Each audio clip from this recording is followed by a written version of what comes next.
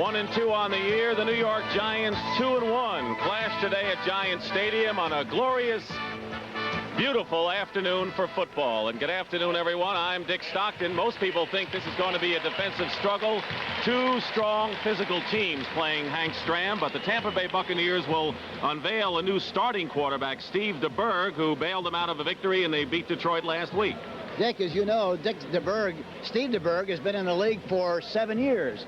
He started for the San Francisco 49ers, also for the Denver Broncos. He's won a lot of games for both teams, and they expect him to do very, very well here this afternoon. Now, Hank, any quarterback that faces the Giant defense always has to wonder where number 56 is lined up, and of course we're talking about linebacker Lawrence Taylor. I think as a coach you'd like to give your backs a lasso to make sure you tie him up as much as possible. He's all over the field. He's a great pursuer. Great blitzer, does everything extremely well. I think one thing that's going to be interesting today, most teams run away from Lawrence Taylor. I think the Tampa Bay Buccaneers are going to run at him more than most teams do. You know, the Tampa Bay Buccaneers and the people down in that area think that they have a linebacker who's equal or better than Lawrence Taylor, and we're talking about Hugh Green. Well, the important thing is that Hugh Green thinks he's as good or even better than Lawrence Taylor. He's here to prove that this afternoon. He's a great linebacker, plus the fact that he has tremendous help on the inside from Leroy Selman. Now, contrary to what I said about the Tampa Bay Buccaneers running at Taylor, I think we'll find that the New York Giants will definitely run away from Hugh Green and Leroy Selman, which will mean they'll be running to the right most of the time. All right, Hank, and the Giants have won the toss. They've elected to receive. Obed Ariri will be kicking off. And deep is Phil McConkey for the Giants. He's flanked by Frank Cephas and Kenny Hill. So the Giants, who lost to the Redskins after beating divisional opponents right here at Giants Stadium in the first 2 weeks of the year, we get underway. It is a short kick heading toward the sideline and goes out of bounds. So Ariri will have to kick it again from 5 yards back.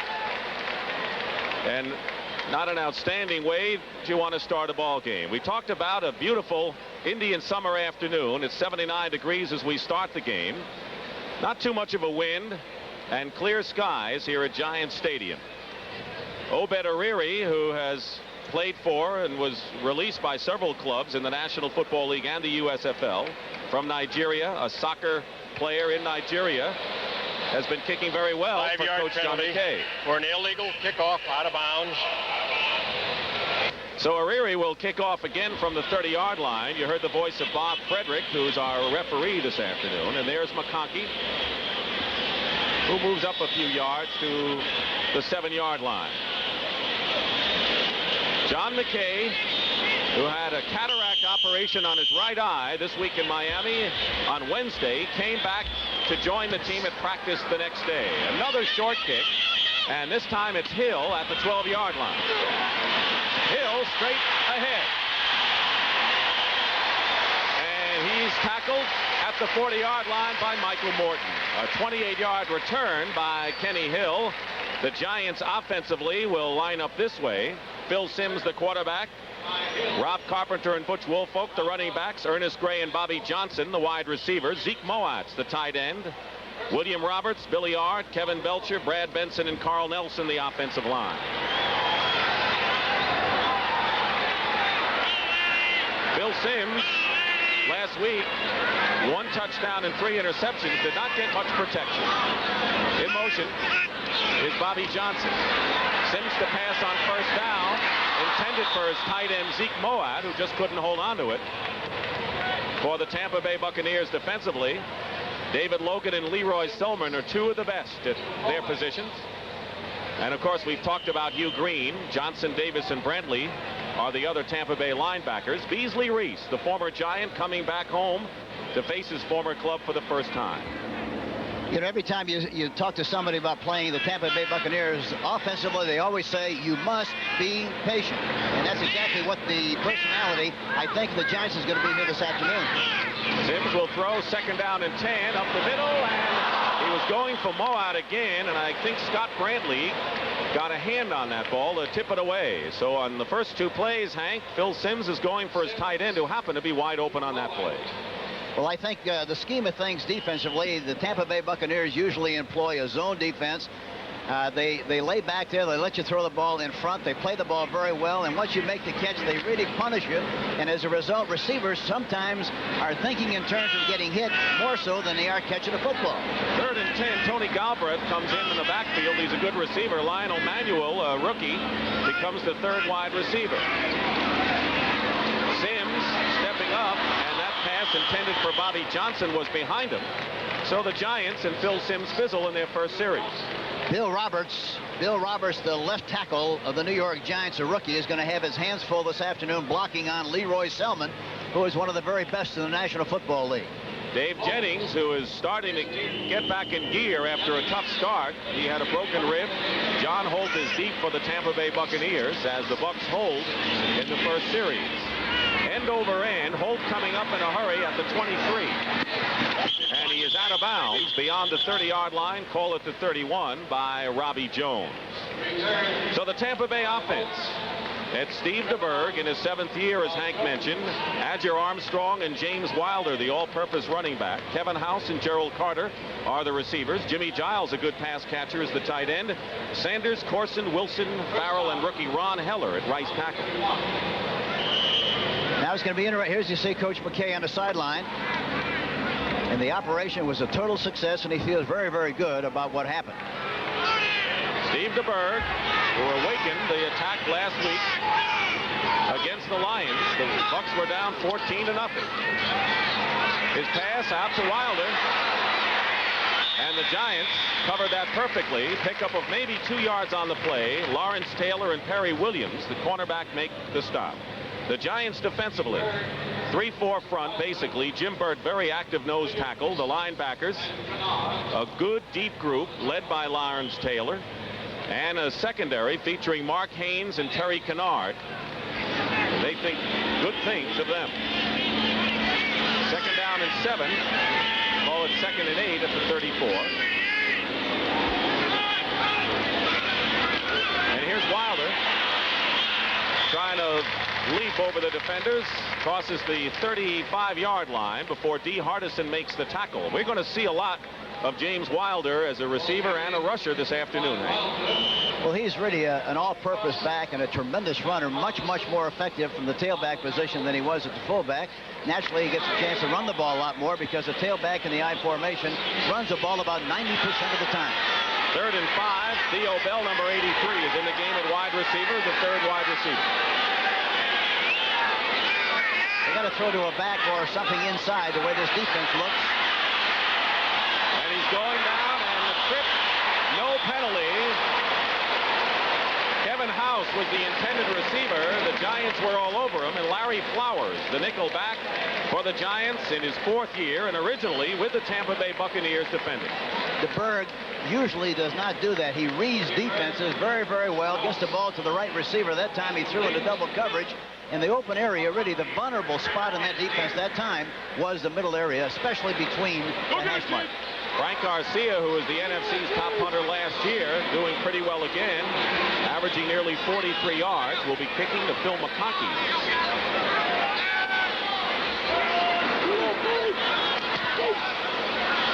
Here's McConkey, calls for a fair catch at the 27-yard line. So each team has handled the ball, and each defense is held. And with no score here in the first quarter, we'll take a break. 1st and 10 Giants.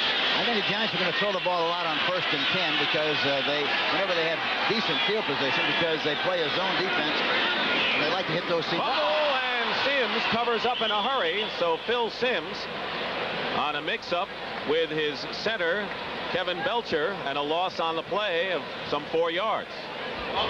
You can't tell. You don't know whether the quarterback backed out of there too quickly, but he didn't get possession of the ball. It's the responsibility of the center to make sure the quarterback gets it, and the quarterback naturally has to keep his hands in it long enough to make sure he makes that connection. The new center, Kevin Belcher, this year, converted guard, but he's looked awfully good. 2nd down and 14. Back at the 23-yard line, and now Sims goes on the draw play. Butch Woolfolk and the Tampa Bay Buccaneers swarming all over him were right there. We talked about Beasley Reese, who last year was let go and picked up by Tampa Bay, and before the game in a Tampa Bay uniform he did what he used to do in a Giant uniform. And that is come out and greet his fans, the Giant Stadium. A very strong sentimental attachment to the New York Giants fan and vice versa with Beasley Reese. Third down and 13. Sims to throw under pressure, and now he's going to run it. 30, 35, and shy of a first down by about 4 yards is Phil Sims. He was hit very hard by Jeremiah Castillo, the left cornerback, and it'll be fourth down. You know, the other thing I want to mention early in this game, you know, the right side of the Tampa Bay Buccaneers under Leroy Selman and Hugh Green get an awful lot of notoriety. David Logan, their nose man, number 76, is really a great player and never gets nearly the credit that he deserves. Watch him this afternoon. He is a terrific player. And a penalty marker is down. Movement on the right side of the line and fingers pointing all over the place. Keep in mind that if it is against Tampa Bay, it could give the Giants a first down. And that apparently is the call as the Giant offensive unit is coming back on the field. Bill Parcells, the Giant coach, his greatest attribute, according to General Manager George Young, is ability to handle players. And we asked him that question yesterday, and he confirmed the fact that he thought that was his biggest attribute. We had a good visit with him yesterday, and of course he feels good about the fact that they're 2-1 after 3 games. Let's see what the call is from Bob Frederick. Encroachment, number 44 in the offense. So now Phil Sims has to take his offensive unit off the field. It is a penalty against Pete Shaw. So now Dave Jennings will have to kick from inside the 15. You know, yesterday in the locker room, I looked around the locker to see how many pairs of shoes people had. Pete Shaw had 13 pairs of shoes, and Ali Haji-Sheikh, he's got 17 and about 20 pair in a box. But they only can wear one at a time. We know that. Holt is back for Tampa Bay, and Jennings gets it off. Came close to being blocked. A terrific punt by Jennings. Holt at the 21. Down at the 25-yard line by Pete Shaw. A 50-yard punt by Jennings. Tampa Bay will take over when we come back. 10 minutes and 51 seconds remain in the first quarter. No score between Tampa Bay and New York Giants, and no first downs yet in the ball game. The New York Giants play a lot of zone on first and 10. They play man for man on second and third down. See what they play here. Here they are in the zone defense. In motion, Adger Armstrong. Wilder carries first down up the middle, finds a lot of room and gets the first down in the ball game as Wilder gets beyond the 30-yard line. 35, call it the 36.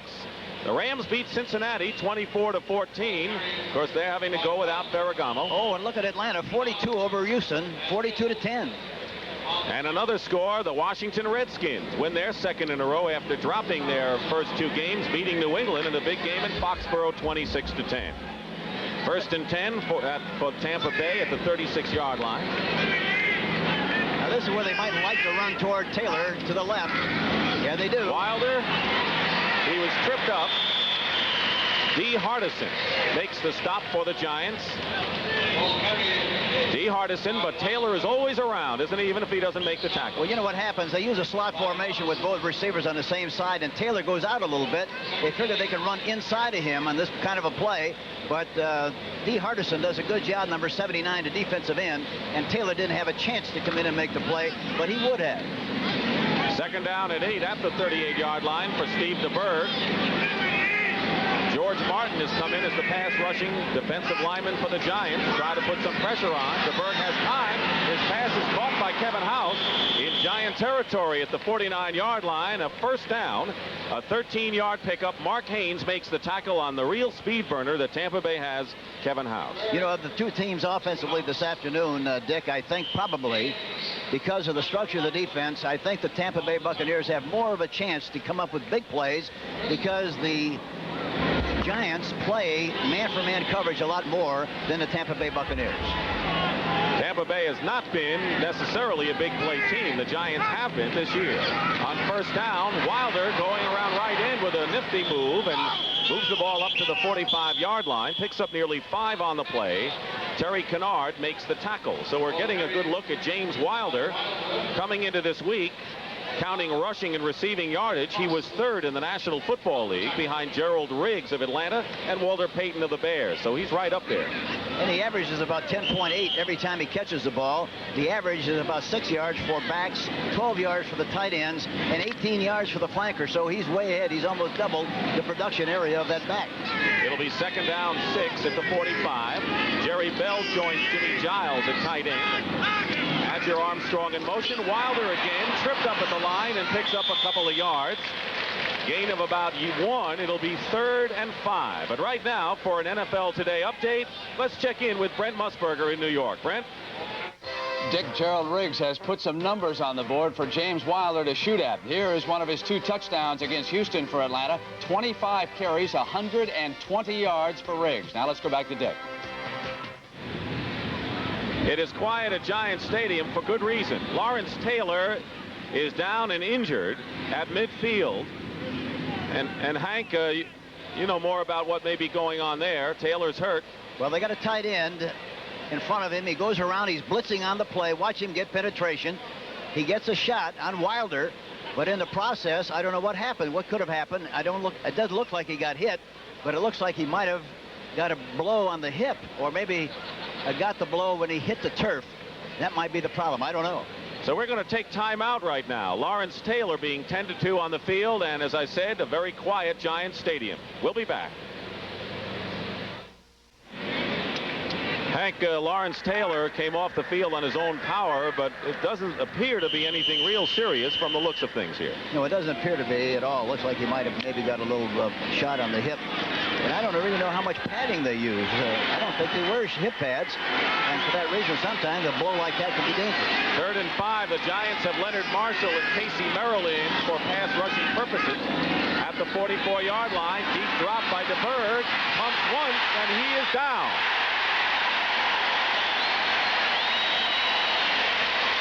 Casey Merrill made the tackle. George Martin put a good rush in. In fact, just about everyone did. And Steve DeBerg goes to the sidelines, 4th down, and Garcia will come in and punt for Tampa Bay. Yeah, had no chance whatsoever that time. The penetration of the defensive line was too severe, and by the time he had a chance to read and get the ball off, school was out. There's Phil McConkey. His longest punt return has been 10 yards this year, as Frank Garcia will kick. Still no score. End over end, McConkey at the 11. McConkey trying to turn the corner. Mark Cotney trips him. He gets out of bounds. A 7-yard run back by McConkey. A timeout, 7:14 remaining in the first quarter. It's still no score between the Bucs and the Giants. Lawrence Taylor has a back sprain, but he'll be back, the word is, from the Giant bench. And that's good news for the Giants. I asked Taylor yesterday, where do you like to play, inside or outside? He said, in the backfield. And that's where he usually is. Yeah. 1st and 10 at the 22. Bobby Johnson is split to the left. Rob Carpenter. Back to throw Sims, being chased. Dumps it off to Butch Woolfolk. And Woolfolk still on his feet. And down at the 27-28-yard line by Jeff Davis, one of the inside linebackers, and Mr. Hugh Green. Here he dumps the ball off. A screen pass to Woolfolk, number 25, throws over the top of the linebacker. There you see the linebacker, number 52, Scott Brantley, missing a tackle. He cuts back inside, but the gang tackling of the Tampa Bay Buccaneers outstanding. 2nd down and 4. Butch Woolfolk, who hasn't really gotten on track. He's been banged up so far this year. And the handoff inside. Rob Carpenter for a couple of yards. He's been the Giant leading rusher, and he has more than half of the Giant rushing total so far this year. Leroy Selman that time made the tackle. With help from Hugh Green. They're going to go to that right side. They're going to meet both Selman and Green, and that's about the best a combination you'll find in the National Football League. Well, it's a double dip situation, and both of them are so quick and so fast that, boy, they put a lot of pressure on you, even when you run away from them. 3rd and 2 at the 30. Fred Acorn is the nickel back for Tampa Bay. Sims in the shotgun. Getting a rush from Selman. Gets it off. Caught. Tony Galbraith has a first down for the Giants. And there's a guy you know very well from your days when you were coaching the New Orleans Saints. He really is a super back, a good runner, and also a great receiver. Incidentally, Tony Galbraith, here it is. Good protection. He reads the defense well, throws the ball outside to Tony Galbraith. He has to come back for the ball around the backside, but he only needs 34 more catches to become the leading pass receiver out of the backfield in the history of the National Football League. I don't think many people know that. 1st and 10 for the Giants at the 38. Sims under pressure, wide open, puts Woolfolk. First down at midfield. John Holt makes the tackle, a 12-yard pickup, and the Giants are moving the ball. But right now, let's find out what Brent Musburger has in New York. Brent? Dick, last play of the game. St. Louis trails New Orleans by 3 points. Neil Lomax in his own end zone hits Stump Mitchell, who scored twice. Mitchell misses one tackler, fumbles the ball. New Orleans has got it. Here comes Frank Waddellette for the touchdown. The Saints beat the Cardinals, final 34-24. Back to Dick. So Bum Phillips has to breathe a little easier with that one, Brent. Saints beat the Cardinals. Meanwhile, it's 1st and 10 at midfield. Butch Woolfolk going around the right side, cut inside, and picks up 3 yards on the play before Leroy Selman makes the tackle on the former University of Michigan star. He only had 2 rushing attempts against the Redskins last week. Very obvious that they are going to run, and it makes an awful lot of sense. The game plan, run right, run away from Leroy Selman and also Hugh Green. Giants have not had much of a running attack so far this season, and they haven't needed it with the passing the way it's been. 2nd down and 7 at the Tampa Bay 47. We have 4 minutes to go in the first quarter. No score. Sims. Incomplete. He was going for Woolfolk again, and he was covered by a linebacker, Cecil Johnson. So Sims is going to Butch Woolfolk, and he was going to Zeke Mowatt early in the ball game. Here's a good story, Hanks. Cecil Johnson, who lost his job when Jeff Davis won the inside linebacking spot, and then they kept him due to his experience, and there he is now, moved to the outside. He's always been a fighter. He's the youngest of 11 kids, so he's had to fight all of his life, especially for something to eat. I was going to say at the dinner table. Slightly shaken up as he comes out of there. It'll be 3rd and 7 at the 47 out of the shotgun. Lionel Manuel, the rookie from the University of Pacific. 3rd wide receiver. Sims deflected at the line, incomplete. Sims was going for Ernest Gray, and John Holt got his hands on it. Tampa Bay blitzing on the play, and it was Hugh Green. Hugh Green and Chris Washington, 51. Both linebackers were blitzing on the play. There you see Green coming. You see Washington coming, number 51. They get pretty good penetration, and the ball is thrown out in the right flat, incomplete. So Jennings will kick for the Giants. John Holt is back for Tampa Bay. It has been a defensive game all the way. Good high kick. Holt is going to let it bounce. It takes a giant bounce, and it was not covered by the Giants. It went into the end zone for a touchback. Andy Hedden touched it, but he did not down it there, and it's into the end zone, touchback. And once again, it'll be Tampa Bay ball when we come back. Dick Stockton and Hank Stram here at Giant Stadium. Lawrence Taylor back in the lineup for the Giants. He suffered a slight back sprain. Giants are happy he's back in there, and Tampa Bay has 1st and 10 on their 20-yard line. Kevin House out to the right.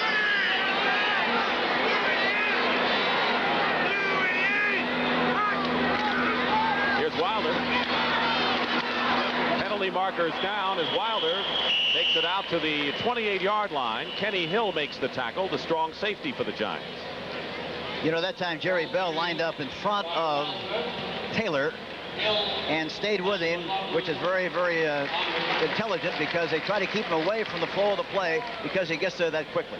Holding against Tampa Bay, and they're starting this game up front with a rookie right tackle, Ron Heller. Offensive holding, number 88. First down. This was the veteran tight end, Jimmy Giles, and the ball is set just inside the 10-yard line. In 3 games, the Buccaneers came into the game with 23 penalties, and the New York Giants with 19. Also in that offensive line is Steve Corson, a familiar name who made his first start for Tampa Bay last week, former Pittsburgh Steeler. So it's first down and 20 at the 10-yard line.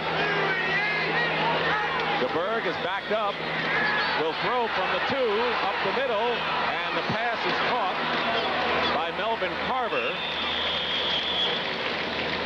And Carver brings it out to the 17-yard line. Let's check other scores. On all final scores, 49ers remain undefeated, beating the Eagles today. And they're playing well and hot. New York Jets 28, Buffalo 26.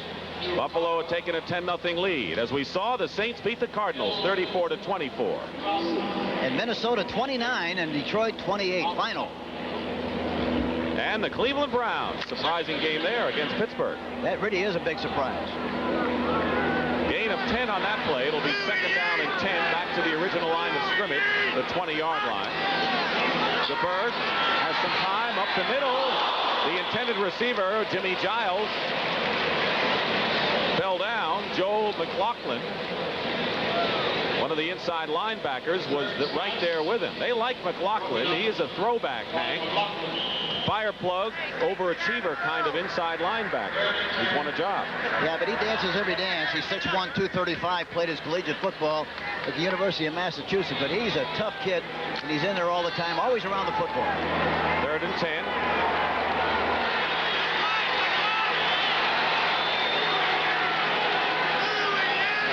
Giants in their nickel defense. And jumping Leonard Marshall. The question is, was he drawn off? The Giants really have a three-headed right defensive end setup with Hardison, Leonard Marshall, and Casey Merrill. And, of course, they've got McGriff to defend the run, Martin for the pass on the left side. And Merrill is a designated rusher. They got him from Green Bay. Encroachment on the defense, number 70. So it was Marshall. Third down and 5. And Marshall is 6'3", 285. Well, you talk about a snootful, that's one. They've got a lot of size, both on the offensive and defensive lines. And the point you brought up is that the Giants have gone for a lot of size in the linebacking positions, a lot of height, and a lot more beat. Well, I think the other thing that's very important with the Giants is the fact that they've got a lot more speed than they've ever had. Third down and 5 with 2:47 remaining in the first quarter. DeBerg being rushed by Taylor and down at the 15.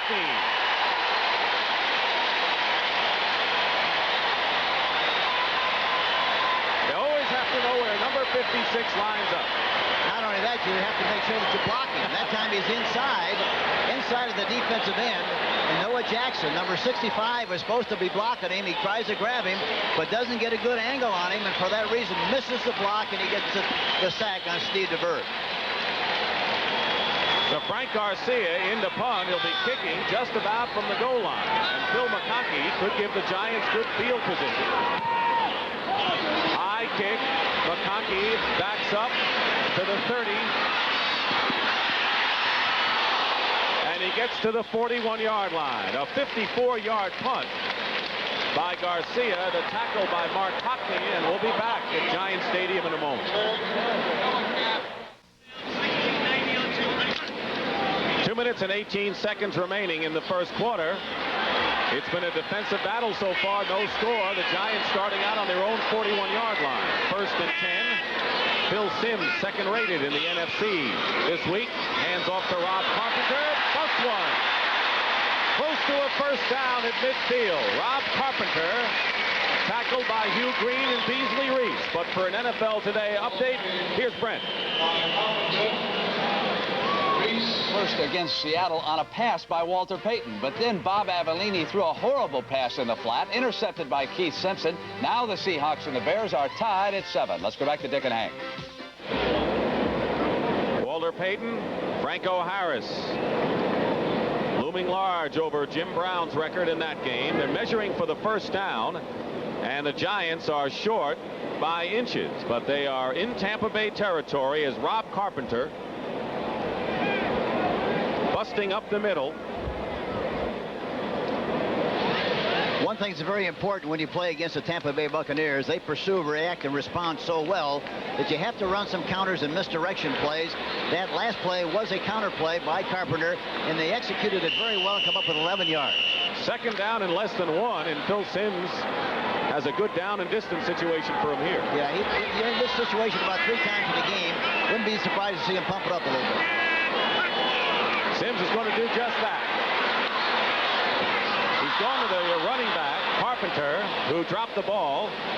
He was there, and defending on the play was Keith Browner, the number 2 draft pick and the top draft choice for Tampa Bay out of Southern Cal. There's a great illustration of what I talked about earlier. They let you throw in front of the linebackers and defensive backs, and then they're really going to thump you. That time it looked like Carpenter was concerned about the thump and didn't catch the ball, dropped it, and that was 3rd and short. Rob Carpenter, who was really beat up after the Dallas game. Both starting running backs have been injury plagued. Carpenter bounces off a tackler, and then he's thrown for a loss back at the 45-yard line by Keith Browner, who has been in 2 plays in a row, and it'll be 4th down, and Jennings will come in to kick. Good play by Browner, Hank. Yeah, but it was an excellent play by Logan, number 76. He's the one that stuffed him at the line of scrimmage, it looked like, and really got great penetration. That duel between Kevin Belcher, the center, and David Logan, the nose tackle you talked about. So John Holt goes back, single safety, and Jennings will kick again.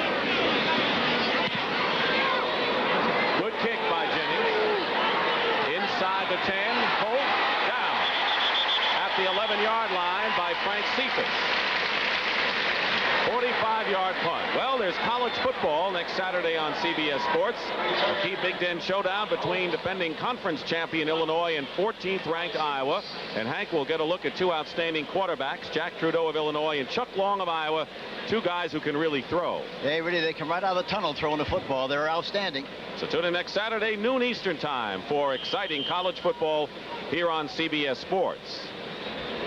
1:06 remaining in the first quarter, no score. Holt made a mistake catching that ball that time on the 8-yard line on synthetic turf. You ought to let it go on inside the 10, and you get it back on the 20. Logan shaken up at the sideline, I think. 1st and 10, Adger Armstrong in motion. Wilder gets the call, and he is hit hard short of the 15-yard line, a gain of less than 3, and it was D. Hardison once again who was right there to bring down Mr. Wilder. This Steve DeBerg, in 1979, he set a National Football League record, Hank, at San Francisco for attempts, completion, and yards. A lot of people may not know that because Dan Fouts quickly broke that mark. I tell you, anytime that you play for a Bill Walsh coach team, you're going to be able to throw the ball very, very well and also very intelligently. 2nd down, 7 at the 15. 32 seconds and running remaining in the first quarter. DeBerg to throw. He's got House. Has a 1st down, out of bounds, short of the 30-yard line. Perry Williams covering, a pickup of 14 yards. So DeBerg has had good success on 2 passes so far to Kevin House. You know, talking to DeBerg yesterday, he indicated that he felt very comfortable with his system. He said all the other systems were much more complicated than this one, and the simplicity of it is very easy to learn and very easy to execute, and for that reason he feels very comfortable and feels good about being the quarterback here this afternoon as a starter. As you mentioned, of course, he's been around the league. This is his 48th NFL start. First, of course, for Tampa Bay.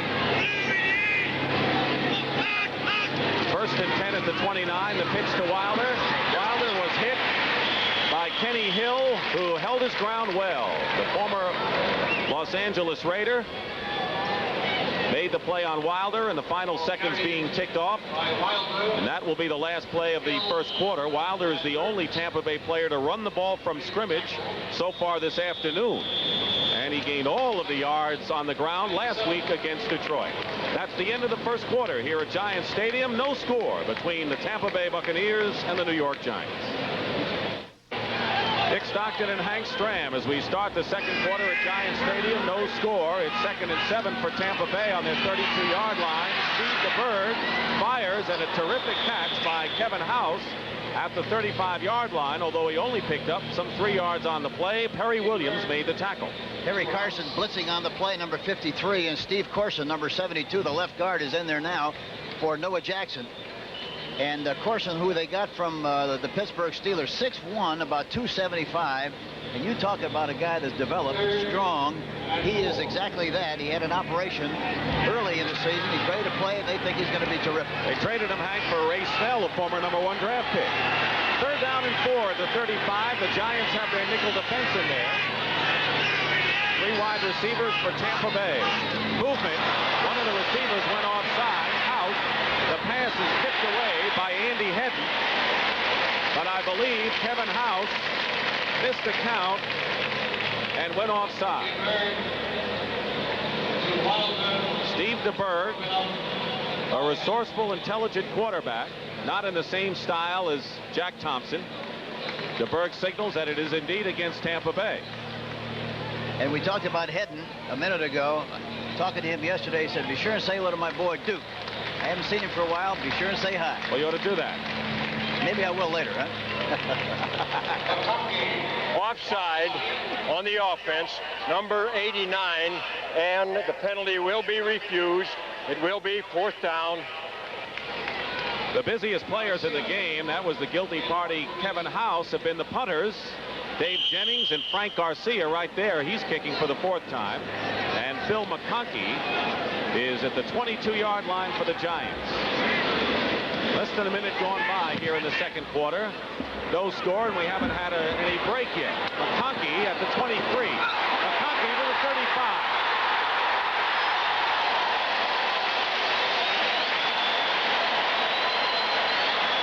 And Phil McConkey with a 32-yard run back of a punt could give the Giants the break. The question is, will they take advantage of it? Scott Brantley makes the tackle. When we come back, it'll be Giant ball in Tampa Bay territory. Giants 1st and 10 at the 45-yard line. The deepest penetration for either club so far, following Phil McConkey's 32-yard punt return. And here is Butch Wilfo. Carpenter makes it. Rob Carpenter inside the 40-yard line. Picks up 8 yards on the play. Good running, looking for the opening. Beasley Reese and Jeff Davis make the tackle. Well, Cecil Johnson has a back injury. He will not return, and in his place is Keith Browner, Hank. Yeah, and I talked to Browner, and I asked about his athletic ability. He's 6'5", weighs about 240, and I said, how did you get your athletic ability? He said, my mother. She was a softball player when I was growing up. He's got 2 brothers in the NFL, and he says his mother gave him the athletic ability. Here is Carpenter again, and hit hard by David Logan, one of the better nose tackles. So with Ross Browner of Cincinnati and Joey in Minnesota, great family there. There you see what the Giants have done the last 4 times they've had the ball. Talking about Browner, I asked him why he went to Southern California instead of Notre Dame. He said one reason, the weather. Not a bad reason. No, it's not. 3rd down and 3 at the 38 for the Giants. Browner, by the way, comes out of the ball game on defense for Tampa Bay. Lionel Manuel is the 3rd wide receiver out to the right for the Giants. Inside handoff. Galbraith has the 1st down and to the 30-yard line. Hugh Green makes the tackle. We saw them work on that at practice the other day. And watch Hugh Green, number 53, and Chris Washington are the 2 linebackers in this situation. Look at Green skate around there, around the block, comes on the inside, and finally winds up helping make the tackle. But he's very active and really a great linebacker. 1st and 10 now for the Giants at Tampa Bay's 30-yard line. No score. 12-10 remaining in the 2nd quarter. Sims has time. His pass is caught by Byron Williams, and out of bounds. Another Giants 1st down. At the 17-yard line, Byron Williams, a 13-yard gain. Very simple down-and-out pattern on Castile. They're playing a zone, but in spite of that, they play the back there pretty deep and pretty soft. They just throw an out pattern in front of Castile. He finally knocks him out of bounds, but not until after he makes the necessary yardage for the 1st down. At the 17-yard line, the Giants moving the ball. Sparked by the punt return by McConkey. Sims out of the pocket, going into the end zone to Gray, and he overthrows Ernest Gray, and wisely so. Jeremiah Castile was right with him all the way. That's what experience does. He understood immediately that he could not throw the ball in there, threw the ball right over the top, incomplete. Watch Green covering Mowatt, the tight end, man for man. Look, he gives him a shot in the side of the 5-yard area, stays on top of him all the way. Good camera work. Great coverage by number 53, Hugh Green. And Castile on Ernest Gray. So Tampa Bay's defense They tighten it up. Second down and 10 now at the 17. There's Butch Woolfolk.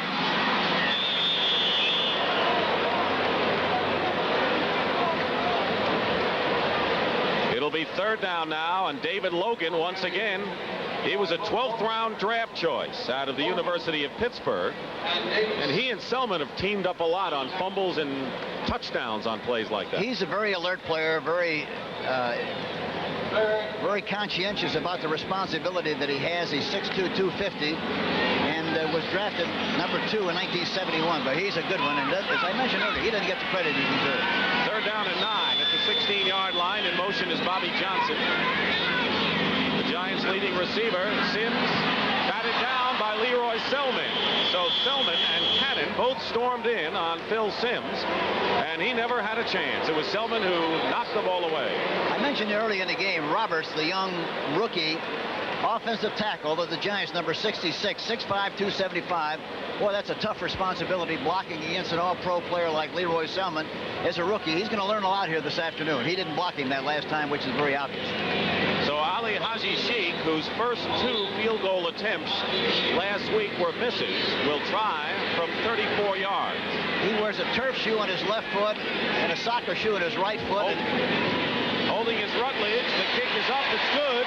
So Haji-Sheikh gets on the board, and so do the Giants.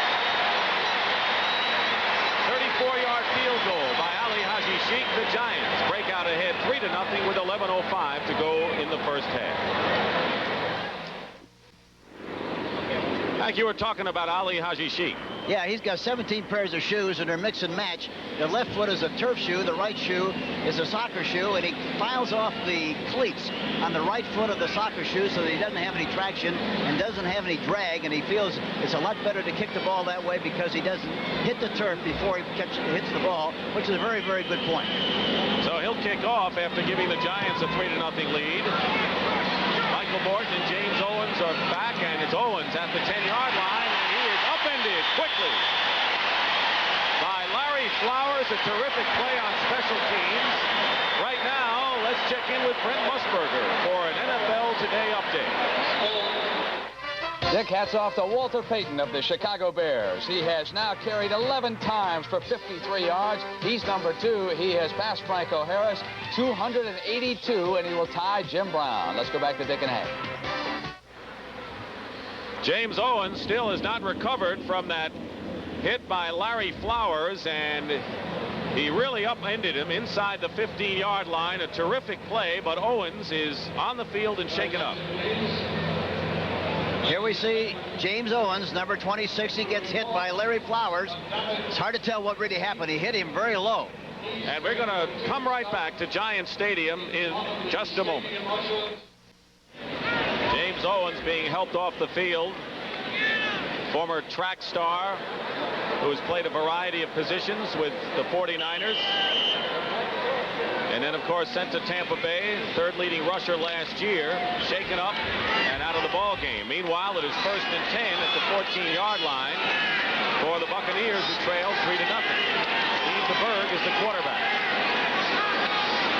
Wilder on the pitch. Gets to the 15-yard line, just a yard, and that's all.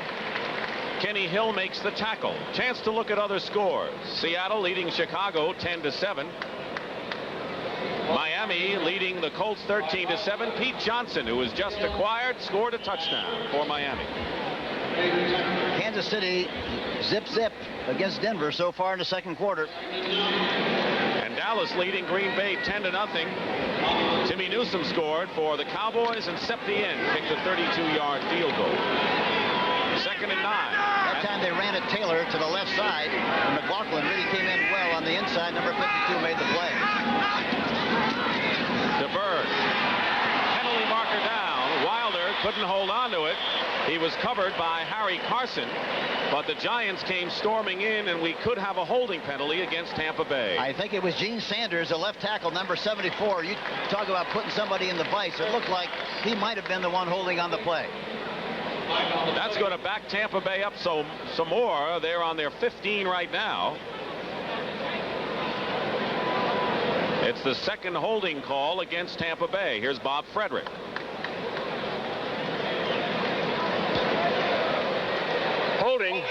offense, number 74. Repeated second down. It is Gene Sanders, who's the biggest player on the Tampa Bay roster at 285 pounds, so it'll be second down, but now second and 17, back at the 8-yard line. John McKay on the Tampa Bay sideline.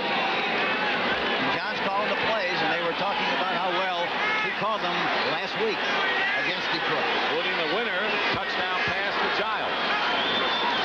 DeBerg under pressure in the end zone, out to Wilder. Wilder looking for running room. And brings it out to the 23-yard line. Now they bring it out to the 24, a 15-yard pickup. Lawrence Taylor makes the tackle on Wilder, but a good game. And it'll be a close to a first down.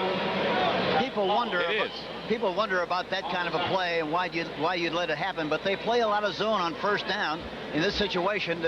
As a result, linebackers are soft, defensive backs are soft, so you have plenty of time to run the ball, plenty of room out in front. It was an excellent call on the part of the Tampa Bay Buccaneers. Hank Wilder made quite a move on Andy Head and really faked him out of his shoes. He did. First and 10 now for Tampa Bay at the 25. They got out of trouble there. Melvin Carver in motion. Here's Wilder up the middle for a couple.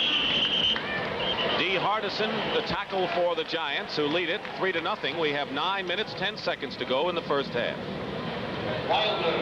Bill Parcells, who was on the staff when George Young named him head coach last season and struggled through a 3-12-1 year.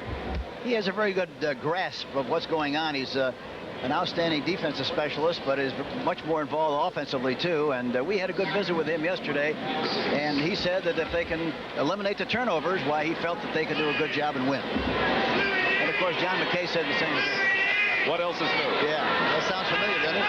Adger Armstrong goes in motion. Wilder hit once, and Wilder may have a first down for Tampa Bay at the 35-yard line. Jim Burt and Terry Kennard combined to make the stop, but Wilder is showing some good moves inside and outside in this game.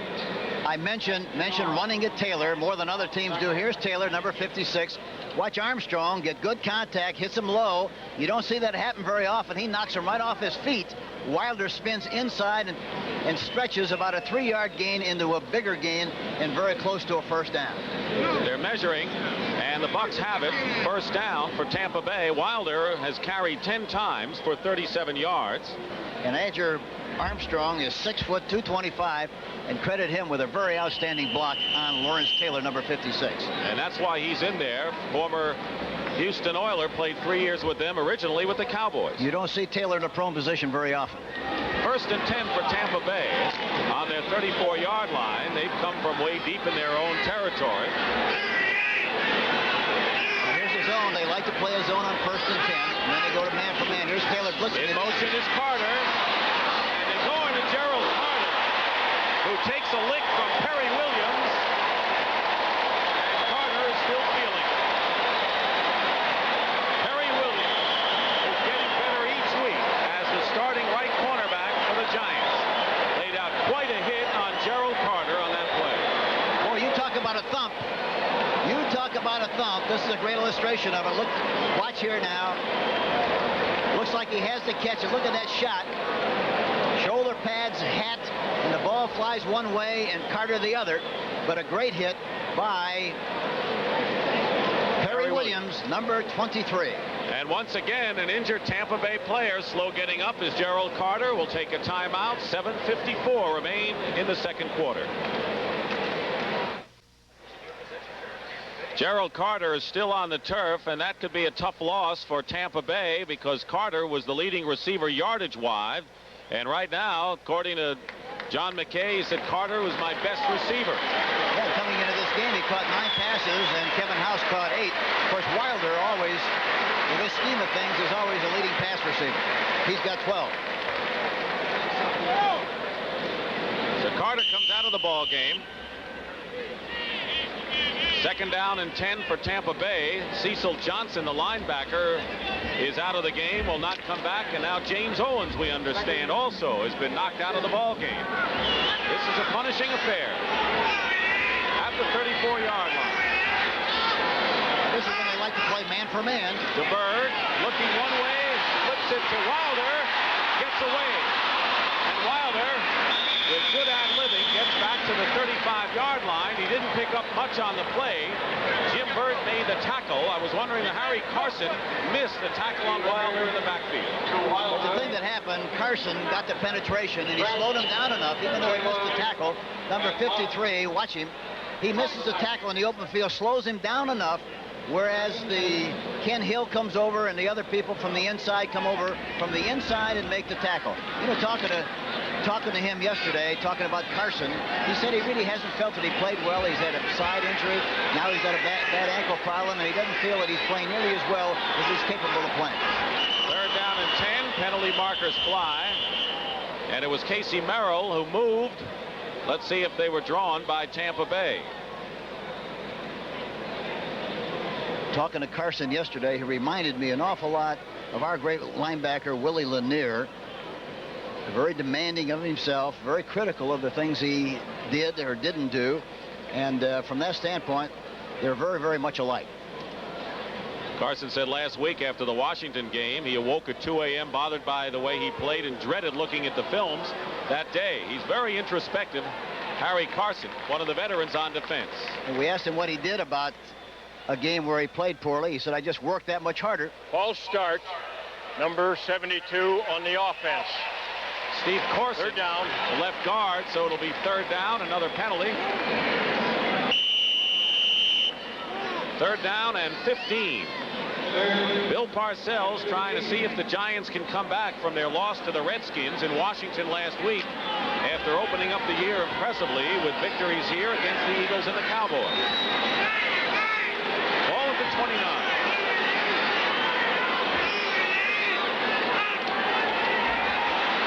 Taylor going after DeBerg. Fumble. And the Giants recover.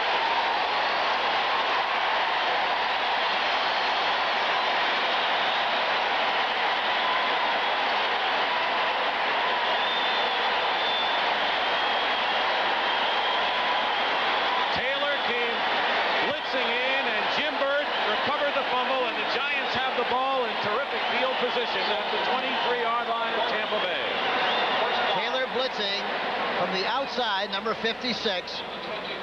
Now watch the block or attempted block by Wilder, number 32. He's the one who missed the block on Taylor, and for that reason there was a fumble on the play, and now the Giants have possession. At the 22-yard line of Tampa Bay, Sims looking deep. He's going up on top to Mowatt.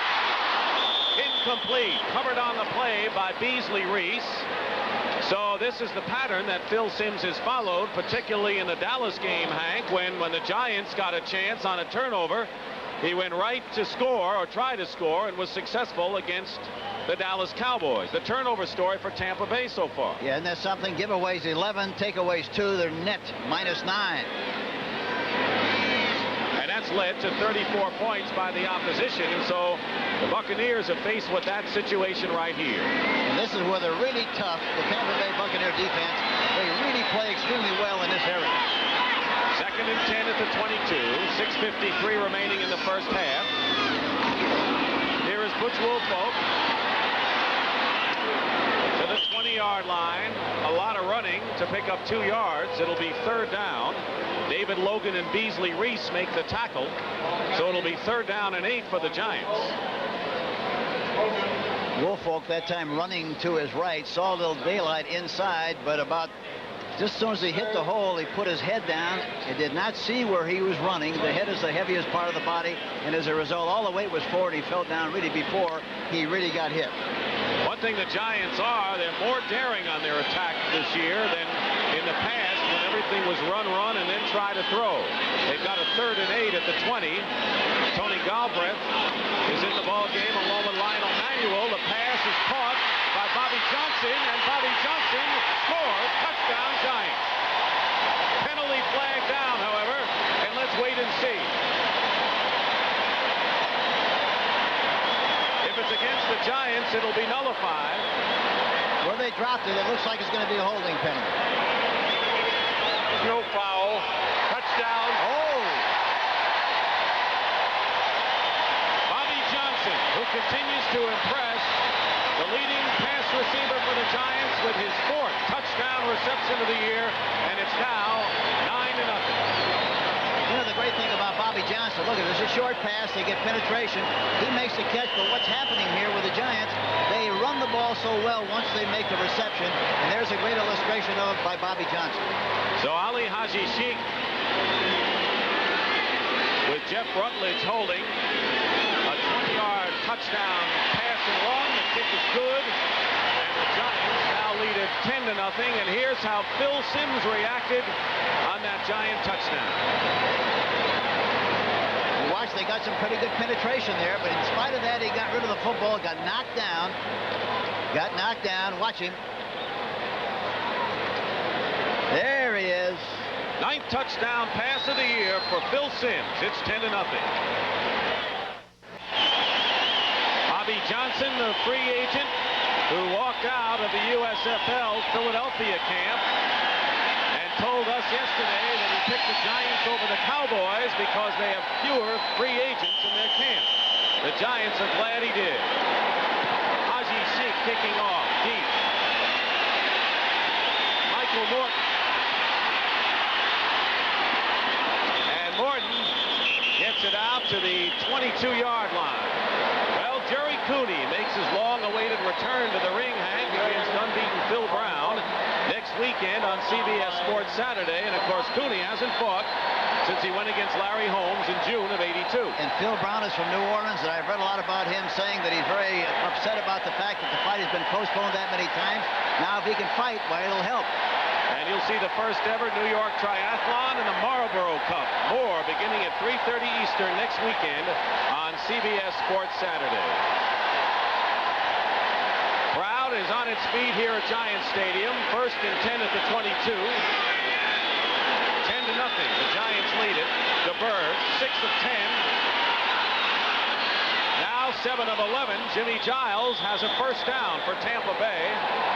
At the 32-yard line, Joe McLaughlin makes the tackle. One thing about DeBerg, he is a 7-year veteran, and he is cool under pressure. Yeah, he's not going to panic. He stays in the pocket very well, keeps his feet in the fire very well. That time was a great illustration of it. He just hung in there tough, didn't get much of a leak at all inside with regard to pressure, and got the ball right on the money to Jimmy Giles, number 88, the tight end. Both Giant scores coming on breaks. McConkey's punt return and the fumble recovery, setting up the only touchdown. 1st and 10. Wilder tripped up behind the line of scrimmage. And it was Byron Hunt who had an interception against the Redskins last week, was slowed by a foot injury earlier in the year, and Andy hadn't won the job, but Byron Hunt is still in there a good deal of the time. Clock running, under 5 minutes to go in the half. Byron Hunt, 6'5", 230. Andy Hedden, 6'5", 230. That's the kind of size you like because it's tough to throw over the top of those outside linebackers. And they're 2 outstanding young ones in the persons just mentioned, Byron Hunt and also Andy Hedden. Keep in mind that Steve DeBerg brought the Buccaneers back from 14-0 against Detroit last week. He's got 2nd and 10 on the 32-yard line here. Penalty markers down. The pass in between the tight end Jerry Bell and the wide receiver Kevin House, incomplete. But we have a holding penalty against Tampa Bay. I think it's on Wilder that time. He tried to block Taylor. He missed him the last time. He tried to grab him, I think, and that's why they call the penalty. Let's see what they call. Taylor is helping Frederick, so he's doing everything this afternoon.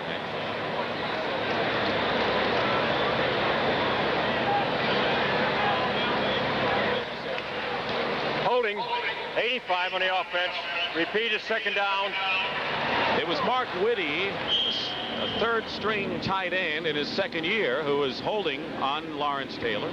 Wilder was also holding Taylor. They didn't see that one. 3rd holding penalty against the Buccaneers. Adger Armstrong coming into the game with the play, and going out is Mark Whitty. It'll be 2nd down and 20. Tampa has not had very good field position throughout the game so far. Minus 31, minus 25, 20, 12, 13, 22. Not very good. They're on the 22 here. Pressure. DeBerg gets away. His pass incomplete, going for Gerald Carter. Covered downfield by Mark Haynes. But Steve DeBerg had to run for his life on that one. Taylor that time was on the left side instead of the usual right side. They didn't know where he came from. Watch Taylor coming from the outside. Usually he's on the right. Now he's on the left. Look, he goes over on the left side. There you see him. And he blitzes. He gets penetration. He gets a piece of DeBerg. Slows him down enough, gets back up and pursues him. But the ball was thrown poorly and falls incomplete. Best thing you can say about Lawrence Taylor is he has great instincts as a football player, terrific acceleration, and he's a hitter. 3rd down and 20. Markers fly. The Giants are very eager. Now, I'm not saying that the penalty is against New York, although it might have been, but they're very eager to try to get at Steve DeBerg. This one is against the Giants. Encroachment on the defense, number 70. 3rd down. Leonard Marshall. And he goes out of the ball game. It'll be 3rd down. Bill Parcells has given him a little chance to melt the wax in his ear that time with that little, visit. Yeah, with that little visit he had with him about being offside. Tampa Bay is yet to convert a 3rd down play. They've got to go 15 yards. The pass up top for Carter. He's got it. And Carter's still going and is out of bounds. At the 28-yard line, Gerald Carter makes a terrific catch.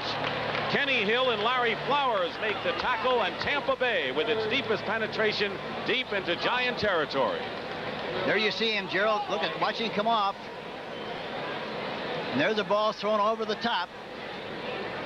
A beautiful catch right over the shoulder. Hill in hot pursuit, number 48.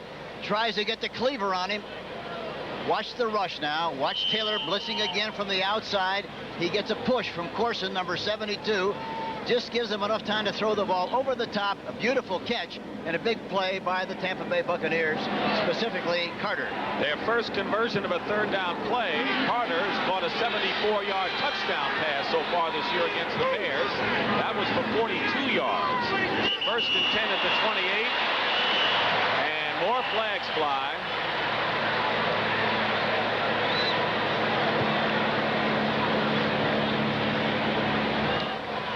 False start, number 74 on the offense. Gene Sanders, the left tackle. So Tampa Bay with a 1st and 10 at the 28, now faced with a 1st and 15 to the dismay of John McKay. Yeah, the old coach is very upset about those penalties. He hates to make mistakes just like any other coach, and that usually makes a difference whether you succeed or whether you fail at moving the football or winning games. Corson is playing left guard, number 72. You ought to see the arms on that guy. It looks like there's a couple of thighs hanging out of his shirt. 1st down, 15. Jerry Bell goes in motion to the top. The ball at the 33. DeBerg finds Bell, who has it. And the ball was blown dead at the 24-yard line. So the pass is completed. Kenny Hill makes the stop on Jerry Bell, who is coming on as a good pass receiver as a 2nd tight end. Jerry Bell goes in motion to the right side. He's outside. He's got all the room in the world. Look at him. He anchors. But he waits for the ball. That time he should have come back for the ball to make the catch, and then he could have caught it and gone upfield a little bit to the inside. He waited too long, waited for the ball to come to him instead of going after the football. 3rd-year tight end when Jimmy Giles was injured last year, got a lot of chance to play. There you're looking at James Owens. He's going off on a stretcher. Meanwhile, 2nd down and 7 at the 25. Bell goes in motion to the left. Guess who? Lawrence Taylor.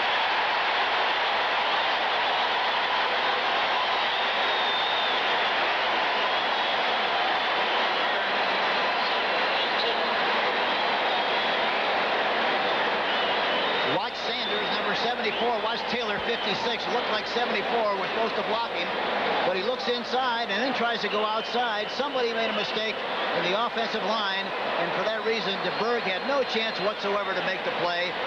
Either Corson or Sanders had the responsibility. What about the protection that DeBerg is getting? Let's see if we can get an inkling here. I guess not, huh? He's squeaking a little bit, and justifiably so. and he's talking to Sanders. 3rd down and 17. That was the 4th sack by the Giant defense so far in this first half. DeBerg lets go and overthrows. Theo Bell, his intended receiver. Perry Williams was covering on the play. But once again, Steve DeBerg is under siege against the Giant defense. It'll be 4th down. I think one thing they have to do, or two things they have to do, talking about the Tampa Bay Buccaneers, they have to throw more screens and they have to run more draws to slow down the rush. They haven't done much of that so far, plus the fact they have to run some traps. Another picture of John McKay, perplexed about what's happening. So it's 10-0 Giants, and that was the deepest penetration. And now Obed Ariri, who is 2 for 3, and both of his field goals have been beyond 40 yards. This is a 53-yard attempt. Blair Keel will hold.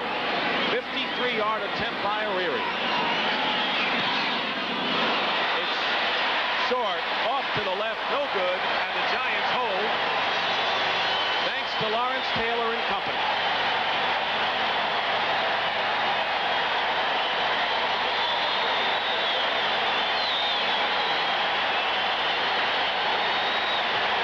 We thought it was going to be this kind of a game where defense was going to dominate, particularly Lawrence Taylor.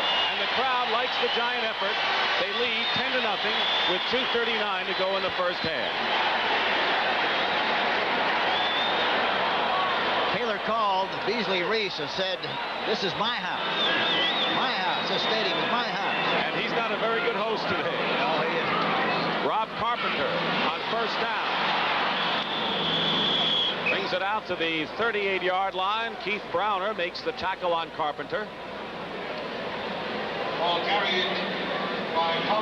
You know, the other funny remark is Lawrence Taylor said to Beasley Reese, "You know, I had to be Hugh Green all week long. I wore his number, so I had to tone down quite a bit to play his position." You know, Hugh Green would like to show a little bit of what Lawrence Taylor has shown, but it helps to have field position and the lead in the game. And it helps to have people try to not block it to where they're supposed to and keep linebackers open. That's what's happened to Taylor.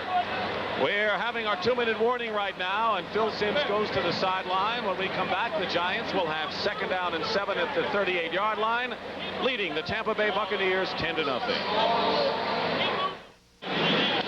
Phil Simms told us at practice Friday, he said no one has really tested Tampa Bay through the air.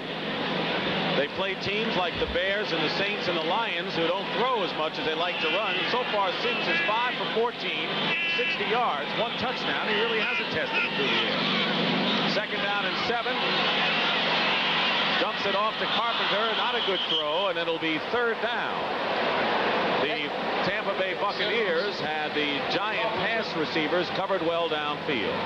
Coming up at halftime, we'll have scores and highlights with Brendan Erb. Jim Brown will be live in the studio and a report on next week's fight on CBS Sports Saturday.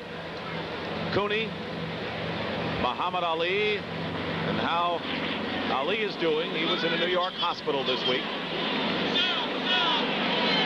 3rd and 7.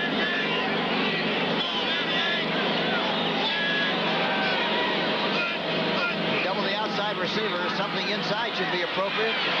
Simms is going to try and run for it. He'll have the 1st down. That's what he wanted. At the 48-yard line. 10-yard pickup. Clock continues to run. They had everything faded in the outside. The middle was open with the pass of the run. He quickly made a decision, which was very, very important for Simms. He did it and got the 1st down. And the Giants call a timeout. They have 2 remaining. Here's the double coverage on the outside. Linebackers dropping very quickly to their respective hook areas, and for that reason, the middle is wide open. Simms takes advantage of it, runs up the middle for a 1st down.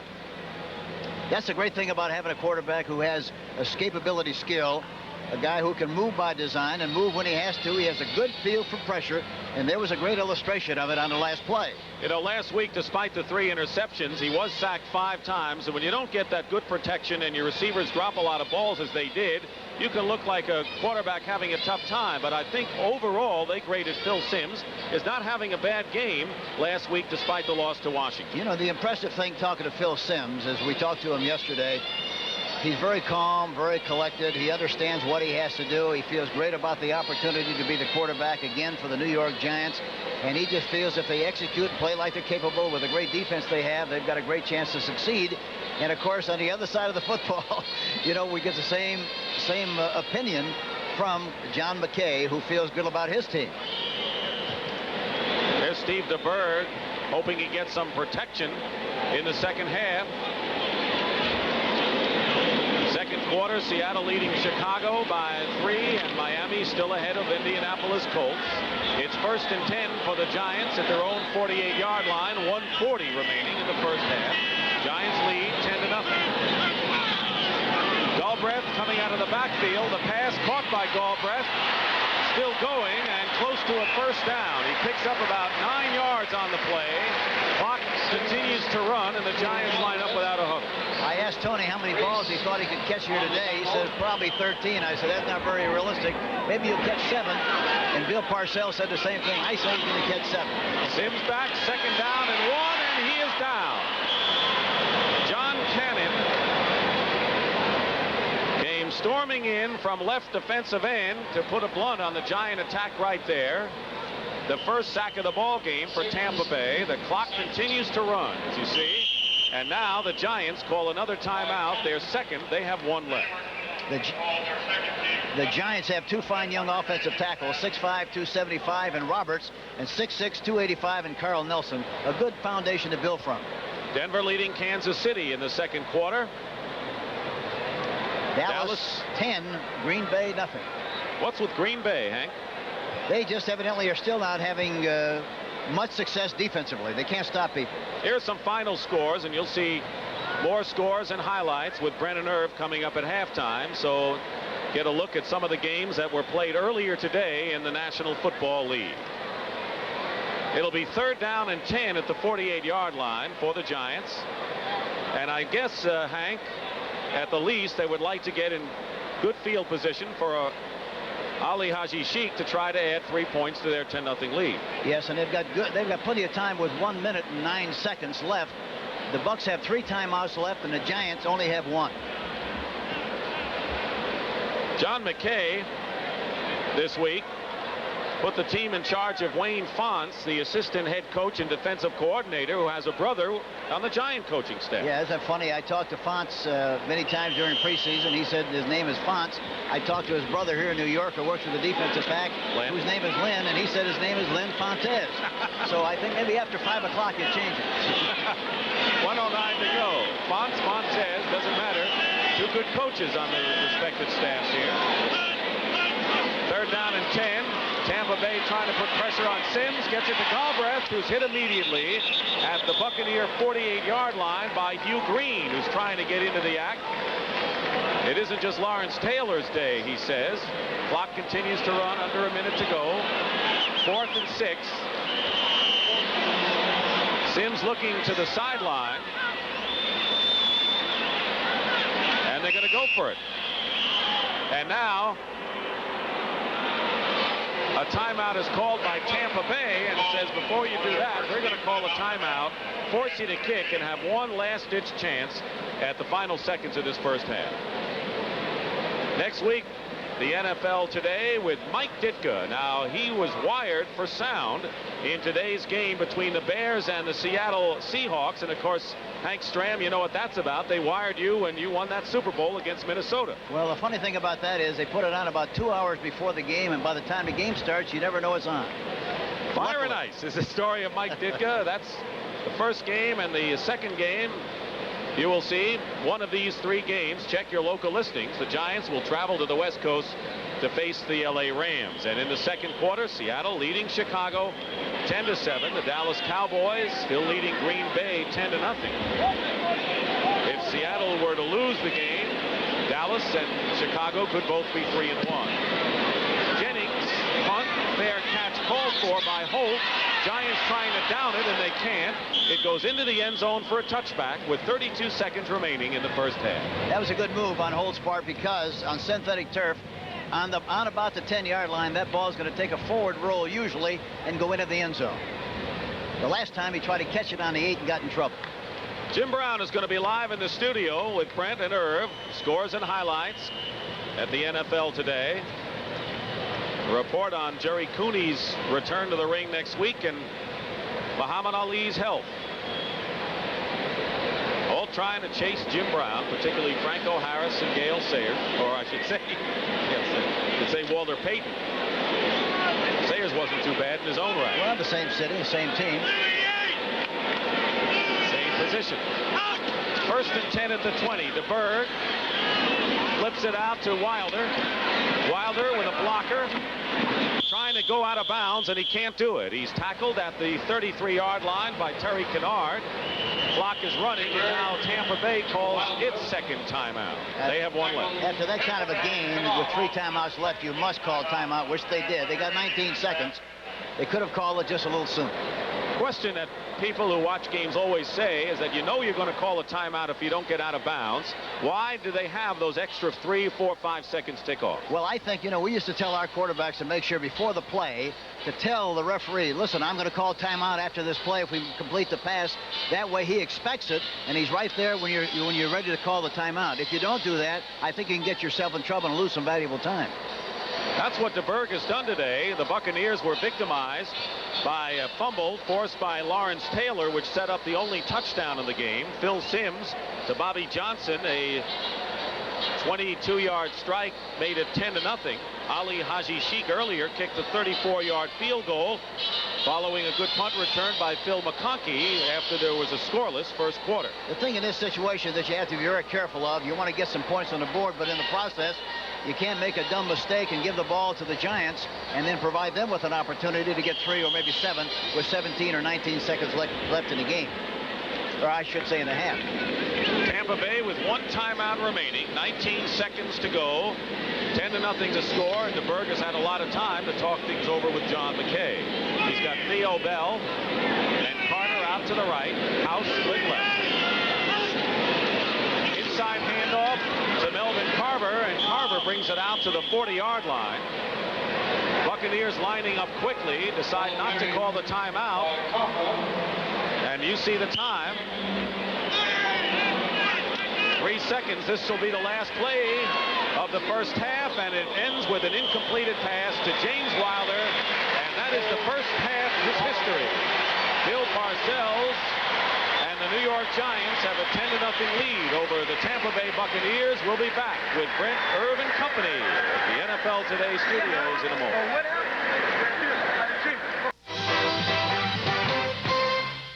Welcome back to our studios, Irv. Jim Brown is ready to go again. He scouted all the defenses today, and he's picked the ones that he thinks he can gain some yards against. San Francisco and Philadelphia, Jim, and of course Wendell Tyler rushed for better than 100 yards today, but it was the passing of Matt Cavanaugh. Has the game changed completely now? Can you control the clock with a passing game?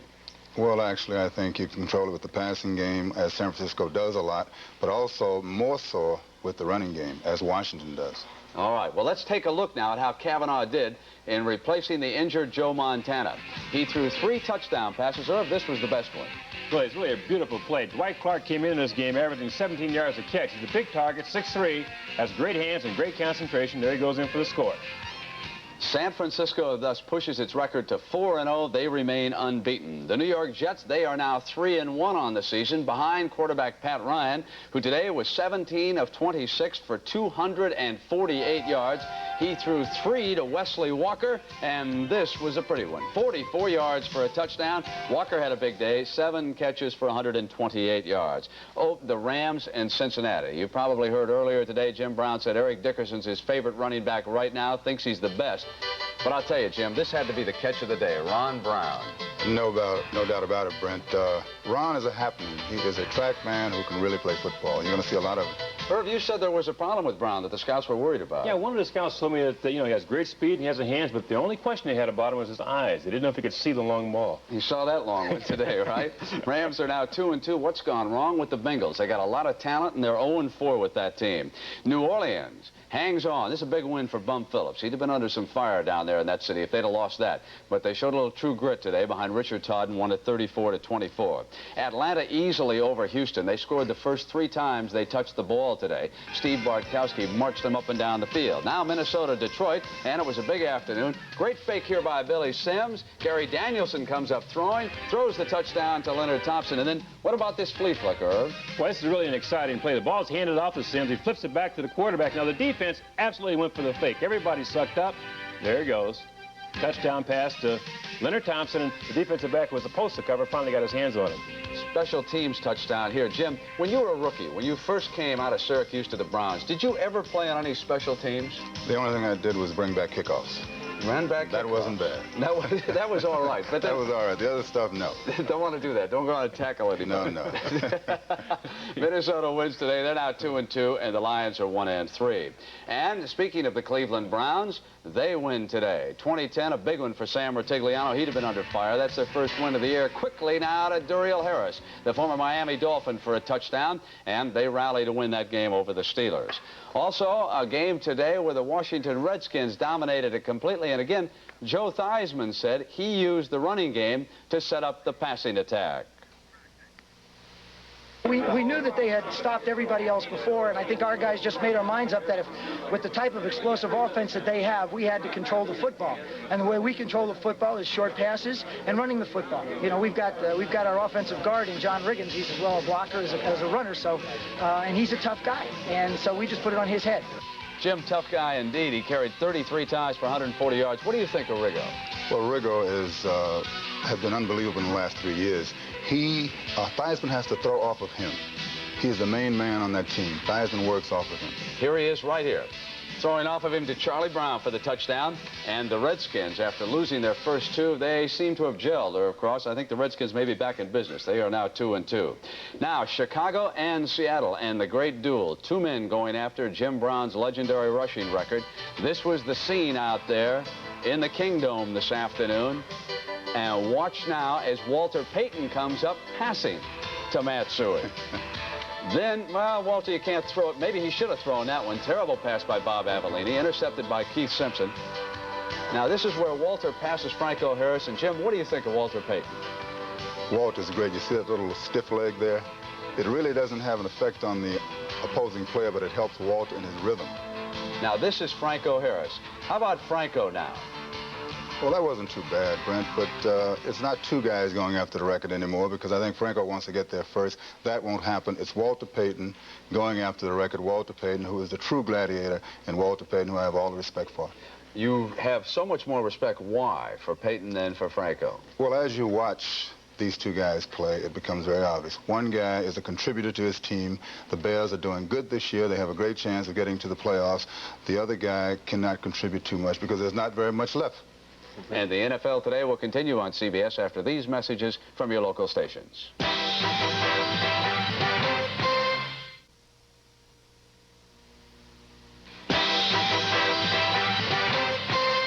Heavyweight boxers are in the news this week. First, Muhammad Ali and the growing concern over the health of the former champion. Joe Frazier, George Foreman, even Leon Spinks. They gave Ali a tremendous beating. This is where Muhammad Ali has always been able to reach down into the bag of tricks. But on this night, the bag was empty. Leon Spinks would win the heavyweight championship of the world in one of the greatest upsets ever. Ali would come back and beat Spinks and then retire. And on this night in Las Vegas against Larry Holmes, Muhammad Ali would again take a savage body beating. From time to time, Ali always threatened to stage another comeback. They all been talking. They thought it was gone, didn't you? You thought it was gone. Well, you tell the whole world, I have returned. I'm the greatest of all times. But because of those beatings, something was happening to Ali. His speech was beginning to be slurred. He was in and out of hospitals. This week, he was in again, here in New York. The word is out, I can't talk. The word is out, you can't understand me. The word is out, I'm punching, all kind of stuff. So I said, I'm not going to dodge the press, because if I do, it might make it look true. Upon releasing Ali from the hospital, doctors say he is in no immediate danger, but he will continue to receive treatments. Meanwhile, on a different front, Jerry Cooney survived still another injury scare and insisted that he would fight Saturday afternoon. More than 2 years ago, Cooney was stopped by Holmes. That was his last fight. It's been so long that I haven't fought, but I think I've learned a tremendous amount. we're really into conditioning the body. You see the universal equipment here, and Victor Valley's been working with me, teaching me a lot. Time after time, Cooney's scheduled fights have been postponed because of an assortment of injuries. Last week, another one, a scratch under the right eye. But Jerry Cooney insists he will fight this time. I'm just real happy and confident that I'm putting it all together, and I'm getting an opportunity to get back and fight again and hopefully get another shot at the title. And if Cooney does indeed step inside that ring in Alaska, you will see it here on CBS Sports Saturday. Fight time is around 4 o'clock. The broadcast starts at 3:30, and that will follow the Illinois-Iowa football game, which gets underway at noon here on CBS. Now let's send you back to the stadium and the game you're enjoying on CBS. The Giants lead Tampa Bay 10-0 at halftime here at Giant Stadium. Dick Stockton along with Hank Stram. And, of course, in a game like this, mistakes are really magnified, Hank. And despite the fact Tampa Bay has outgained the Giants have been in control. Well, they've lost 75 yards in penalties and sacks, and that's a tremendous difference in a very close game that's really based on playing very well defensively. Lawrence Taylor has been a very important factor in the defensive effort by the Giants. He has 3 quarterback sacks today. The Giants have 4, and he's been all over Steve DeBerg. Now, here's a great illustration of his blitzing, number 56. Here he comes. He hits the quarterback. He's unmolested. It's untouched coming in to get the quarterback, DeBerg. The ball is... And here's another shot. Here's another shot. Here he comes again. That creates the opportunity for them to only get the first touchdown and the only touchdown in the game so far. Lawrence Taylor, number 56. So the Giants did not turn the ball over. Tampa Bay turned it over once, and that resulted in the only touchdown of the ball game. And this thing, anytime you have a game like this in the first half, the same thing could happen to the other team in the second half. So it'll be a good game, I think, the next 30 minutes. Tampa Bay will receive the second half kickoff when we come back in just a moment. Welcome back to Giant Stadium, where the Giants lead Tampa Bay Buccaneers 10-0, and Ali Haji-Sheikh will be kicking off for the Giants. He has kicked a field goal, 34 yards. There you see, on the left, Michael Morton and Perry Tuttle. On the right, Tampa Bay trying to get something going. Morton at the goal line. Receives the second half kickoff, and once again, Larry Flowers is there.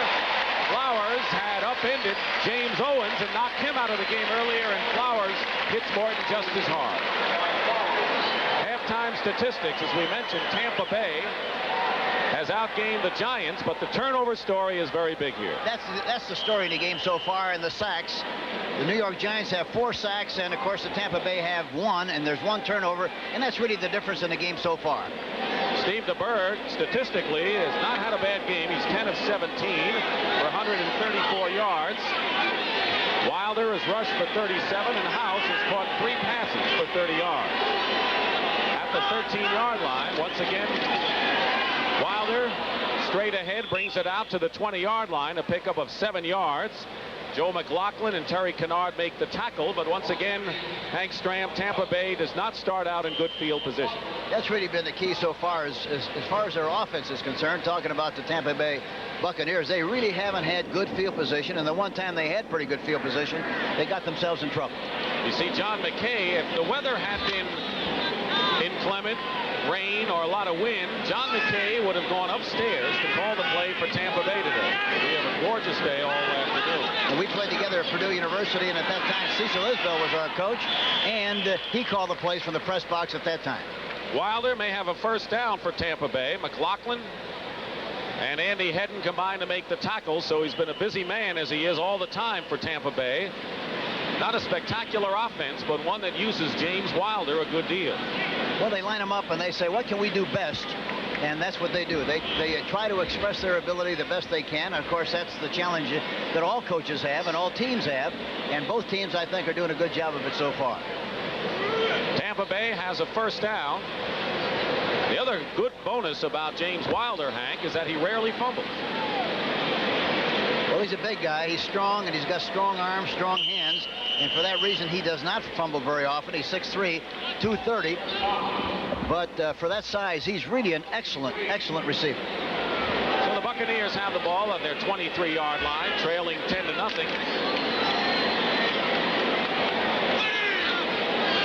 lot of holding penalties. That one turnover, and of course the sacks. The offensive line has to do a better job. And here comes Taylor. Penalty marker is down, and Taylor decks DeBerg, and no one picked him up. That's the 5th sack of the game for the Giants.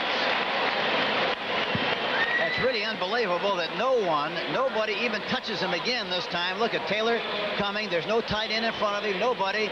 The offensive tackle, Sanders, there has to be a penalty on the play because they didn't even move on the play. Offside on the offense, number 88, and the penalty will be refused. Jimmy Giles offside. The penalty is refused. It'll be 2nd down, but DeBerg is in a hole once again early here in the 3rd quarter. Even though there's a penalty on the play, the offensive lineman in the back should go ahead and block their people, because that time Lawrence Taylor had a free shot, a bonus shot on DeBerg, and that can really take a toll on the quarterback as the game progresses. He got a free shot on a play where nobody even tried to touch him. Of the 5 sacks for the Giants, Lawrence Taylor has 4 of them. 2nd down and 17, backed up at the 16-yard line. Wilder slices off the right side and gets by Carson, still going, and Wilder has a 1st down in the most impressive running effort of the day for either side. A 27-yard pickup for James Wilder and a 1st down at the 43-yard line. As a counter play, look at, he starts to his left, goes to his right. Watch Steve Corson, number 72, out in front, makes a fine block on Lawrence Taylor, knocks him off. He doesn't make the tackle. Harry Carson comes in from the side. He misses the tackle. Now watch Corson. Watch Corson, 56. Watch 72. Good contact. Good thump on the part of Corson. He goes down the sideline again and is missed by Carson. 27-yard pickup, 1st and 10 at the 43. In motion is Adger Armstrong, and here's Wilder again, and Wilder is hit at the line. Nothing that time. Curtis McGriff with help from Andy Hedden, and slowly getting up. A Giant player is down. It's Jim Burt, the nose tackle, who is having a terrific season and a very active nose tackle, and he is down. How about Jim Burt? We're looking at films the other day, and we didn't know that anybody was in the room with us.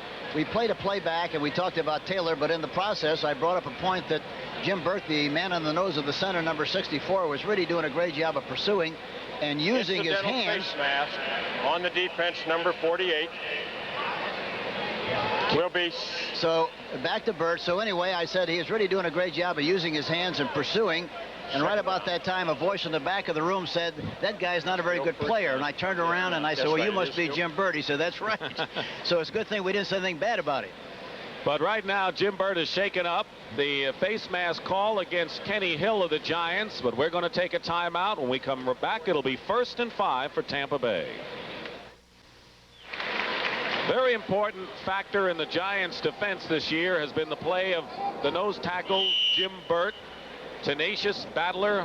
He goes off the field, shaken up, and his place being taken by Jerome Sally, who had been injured himself. Solid backup. 1st down and 5 at the 48-yard line. Here's Wilder going around left end. 1st down. And out of bounds at the 35-yard line, a gain of 16. So Wilder running wild here. Watch Farrell this time, number 62. Watch him get a great shot on Taylor. Lawrence Taylor, watch it. 62, look at the block. He knocks him right off his feet. You don't see that happen very often. And for that reason, when you block people, you got a chance to run and you got a chance to make yardage. Never any mystery. Now here we see it again. Here we see it again. There's Taylor coming across. A good block by Farrell, the right guard, number 62. You couldn't draw it up on paper any better than that, and that's why they were able to succeed and make yardage on the play. So Wilder is 9 yards short of 100 for the game. Tampa Bay has a 1st and 10 on the Giant 35. They give it to Wilder again. This time he is stopped after a pickup of 1 yard. Taylor makes the tackle after being blocked on the previous play. Here's Lawrence Taylor again. He didn't. Jimmy Giles blocking him from the outside in, and he gets him down too, and he's upset about the fact that he is on the turf, because that doesn't happen very often. Now, we talked about that going into the game, said that the Tampa Bay Buccaneers would run more at Taylor than most teams do, and so far they're doing a pretty good job of it on this particular drive. House is to the left, Carter to the right. 2nd down and 9 at the 34-yard line. Delvin Carver, a wingback, and Steve DeBerg doesn't like what he sees and calls a timeout. You know why? He looked over for Taylor on the left. He wasn't there. He was lined up on the right, and I think that's why he called timeout. We'll be back.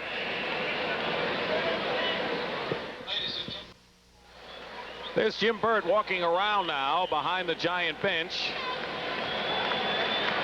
Was helped off the field before. The Giants, meanwhile, have their pass rushing team of George Martin, Casey Merrill, Leonard Marshall in there. 2nd and 9 at the 34-yard line. Looking for blitz. Penalty markers down, and so is DeBerg. But there's a flag. The Giants look very anxious to get to number 17 once again. They've made a habit of that today. Jerome Sally, I think, that time, number 78 was offside, but let's see what they call.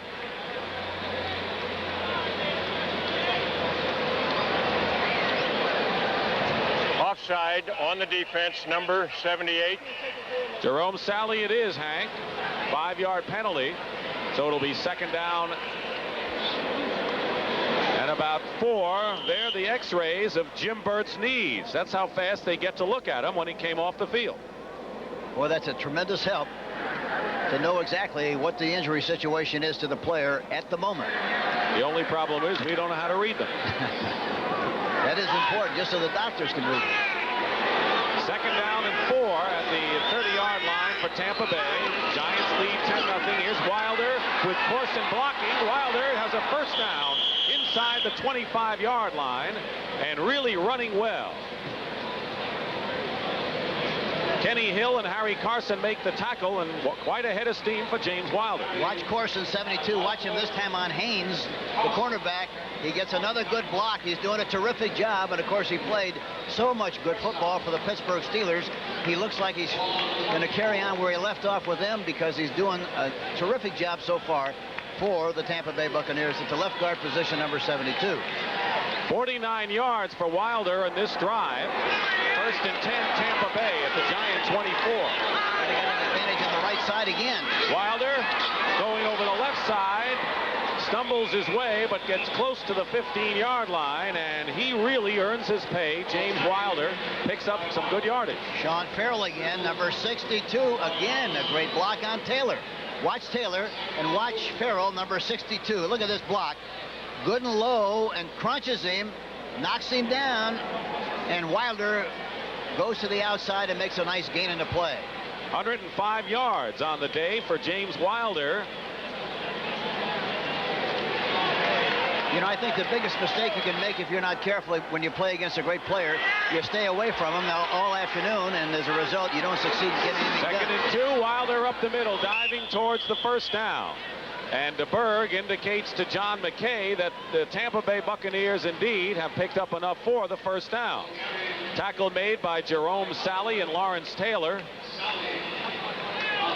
And a 1st down for the Tampa Bay Buccaneers, and this is their deepest penetration. 108 yards for Wilder. He's been the entire story on the ground for Tampa Bay. The Bucs trail 10-0 with 10:28 remaining in the 3rd quarter, but threatening here. Fullback position. He's a terrific blocker. Play action. DeBerg under fire. His pass incomplete.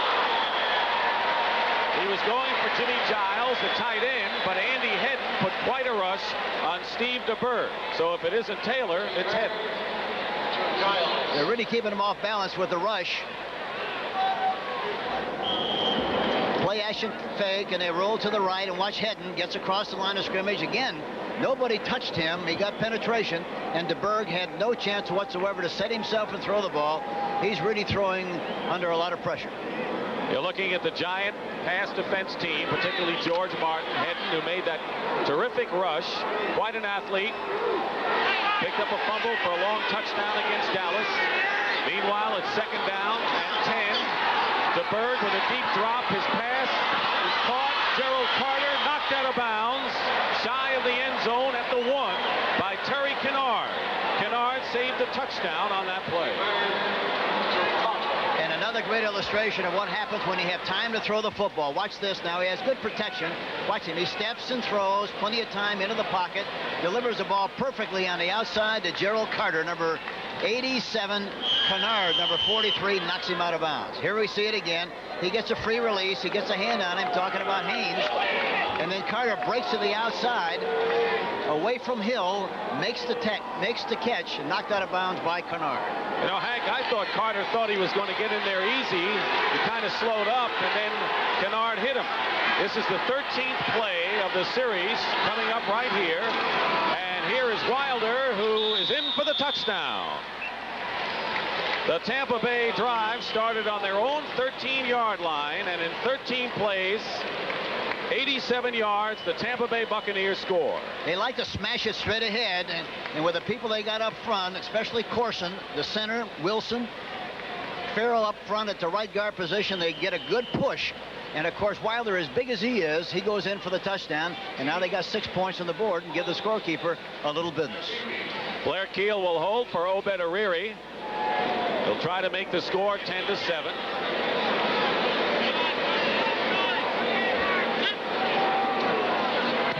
Kick is good, and it's now 10-7 ball game again. Tampa Bay is on the board and threatening the Giants. Wilder gained 65 yards rushing on this scoring drive. Watch the ground level shot. Look at the takeoff of the offensive lineman. That's what it's all about. They got a good enough surge, and of course Wilder, as big as he is, blew right in there for the touchdown and the 6 points. 10:06 remains. Tampa Bay eating into the Giant lead. It's 10-7. That's the scoring drive, and Wilder gained 65 of those 87 yards and scored the touchdown. He has the only 2 Tampa Bay touchdowns rushing this season. Well, there's oftentimes a lot of complaints when one guy just carries the ball all the time, but it doesn't make any difference. There's only 2 back there, so one of them can carry the ball. If you have good blocking, it doesn't make any difference. You're going to make yardage. McConkey at the 4. Going outside and out of bounds at the 23-yard line. College football on CBS Sports next Saturday afternoon. Mike White's Fighting Illini, the defending Big Ten champions, Hank, against the Iowa Hawkeyes. They're ranked 14th. Hayden Fry, 2 outstanding coaches in that game. They really are, and they've really brought great success to their respective programs in the last few years. Noon Eastern time on CBS. This is the Giants' first possession of the second half. 9:57 showing on the clock. In motion, Byron Williams. Up the middle, puts Woolfolk for about 3 yards. And right now, for an NFL Today update, let's check in with Brent Musburger once again in New York. Brent, what do you got? Dick, I've got the Green Bay Packers. They've snapped back into this game suddenly against the Dallas Cowboys, and it was an interception against Gary Hogaboom. Badly thrown ball. Robert Brown goes in, but the extra point was blocked. It is now 13-6. Back to Dick and Hank. So a big break for the Green Bay Packers, who are trying to get their season straightened out. Meanwhile, it is 2nd and 7 for the Giants on their 26-yard line. Sims steps up and sidearms the pass, complete to the tight end Zeke Mowatt, and very close to a first down at the 33-yard line. Jeff Davis makes the tackle. Mowatt that time ran a good route. He had the feel of the linebacker, knew exactly where he was. Made a little inside fake and back outside. The ball was right on the money, and Mowatt made the reception. They like Mowatt very much. This year they say that he is catching further down the field. They know about his blocking abilities. In fact, they even think someday he could turn out to be a Larry Brown type of offensive lineman later on in his career. The Giants have, I believe, the first down with 9:11 to play in the 3rd quarter at the 33-yard line.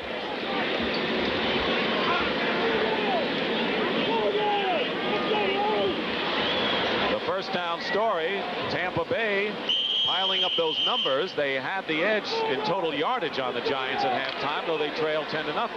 Now it's 10-7, 1st and 10.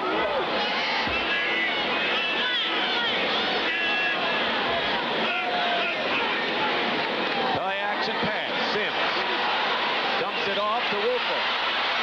Bush gets 9 yards up the middle to the 42-yard line. Both inside backers, Scott Brantley and Jeff Davis, bring him down. The impressive thing about the Giants so far is the fact that they went into the game with the anticipation of expressing balance and also patience. They have done exactly that so far. They've done a good job of that, and it's going to be interesting to see if they can maintain that same personality throughout the rest of the game. Second down and a long one. Here's Carpenter. He has the first down for the Giants. Close to midfield at the 48-yard line, and so the veteran Rob Carpenter does the job. Hugh Green and Cedric Brown make the tackle. So Phil Simms mixing his plays. After the long drive by Tampa Bay, Hank, how important would be a drive by the Giants right here? Well, it's always very important. You know, when the other team scores, you have to take away the momentum that they have. And if you can stuff the ball at them like they're doing right now, well, that's a good step in the right direction. Simms the pass, first down. He's got Mowatt. Incomplete. Mowatt appeared to have it. Jeremiah Castile came along and hit him and jarred the ball loose. There's Beasley Reese, who's hoping for something to show his former fans. Yeah, he'd like to walk or dance around the field again after the game. I asked him if you know the names of any of those people. He said, nope. He said, I know their faces, but I don't know their names. But they're great friends, and they mean an awful lot to me here in New York. Got the nickname down there, the Postbusters, after the Ghostbusters. And he says, tell Phil Simms I ain't afraid of no posts. Simms hasn't tested him yet. Second down and 10. In motion is Bobby Johnson. Draw play, Carpenter looking for room, and they close it up at the 49-yard line. Giants in Tampa Bay territory. But it'll be third and long as Cannon and Davis make the tackle for Tampa Bay. You take a look at Logan, who is really an outstanding player. You can't play the 3-4 without having a great nose man. That time he's handled very well by Belcher, the center, number 73. A little holding on the play, but as long as they didn't get caught, it's all right. That's the name of the game. Third down 8.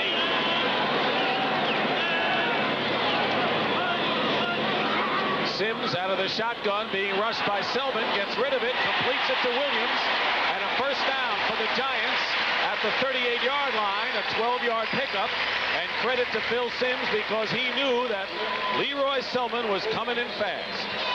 And that's again the difference. He has good protection, and he got rid of the ball just in time. Selman was coming from his left side, and they put a double block on Logan. Watch Logan, the center, blocking him here. Gives him a shot in the face that time, but they block him, and then of course the guard comes over to block him, and they keep him out of there in good shape. First and 10 Giants on the Tampa Bay 38, 6:20 to go in the third quarter.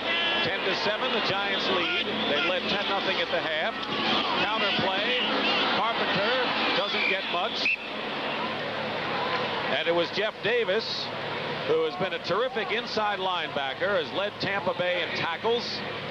He's in his third year out of Clemson, and despite the fact he's only 6 feet tall, he's not really tall for a linebacker. He's very strong.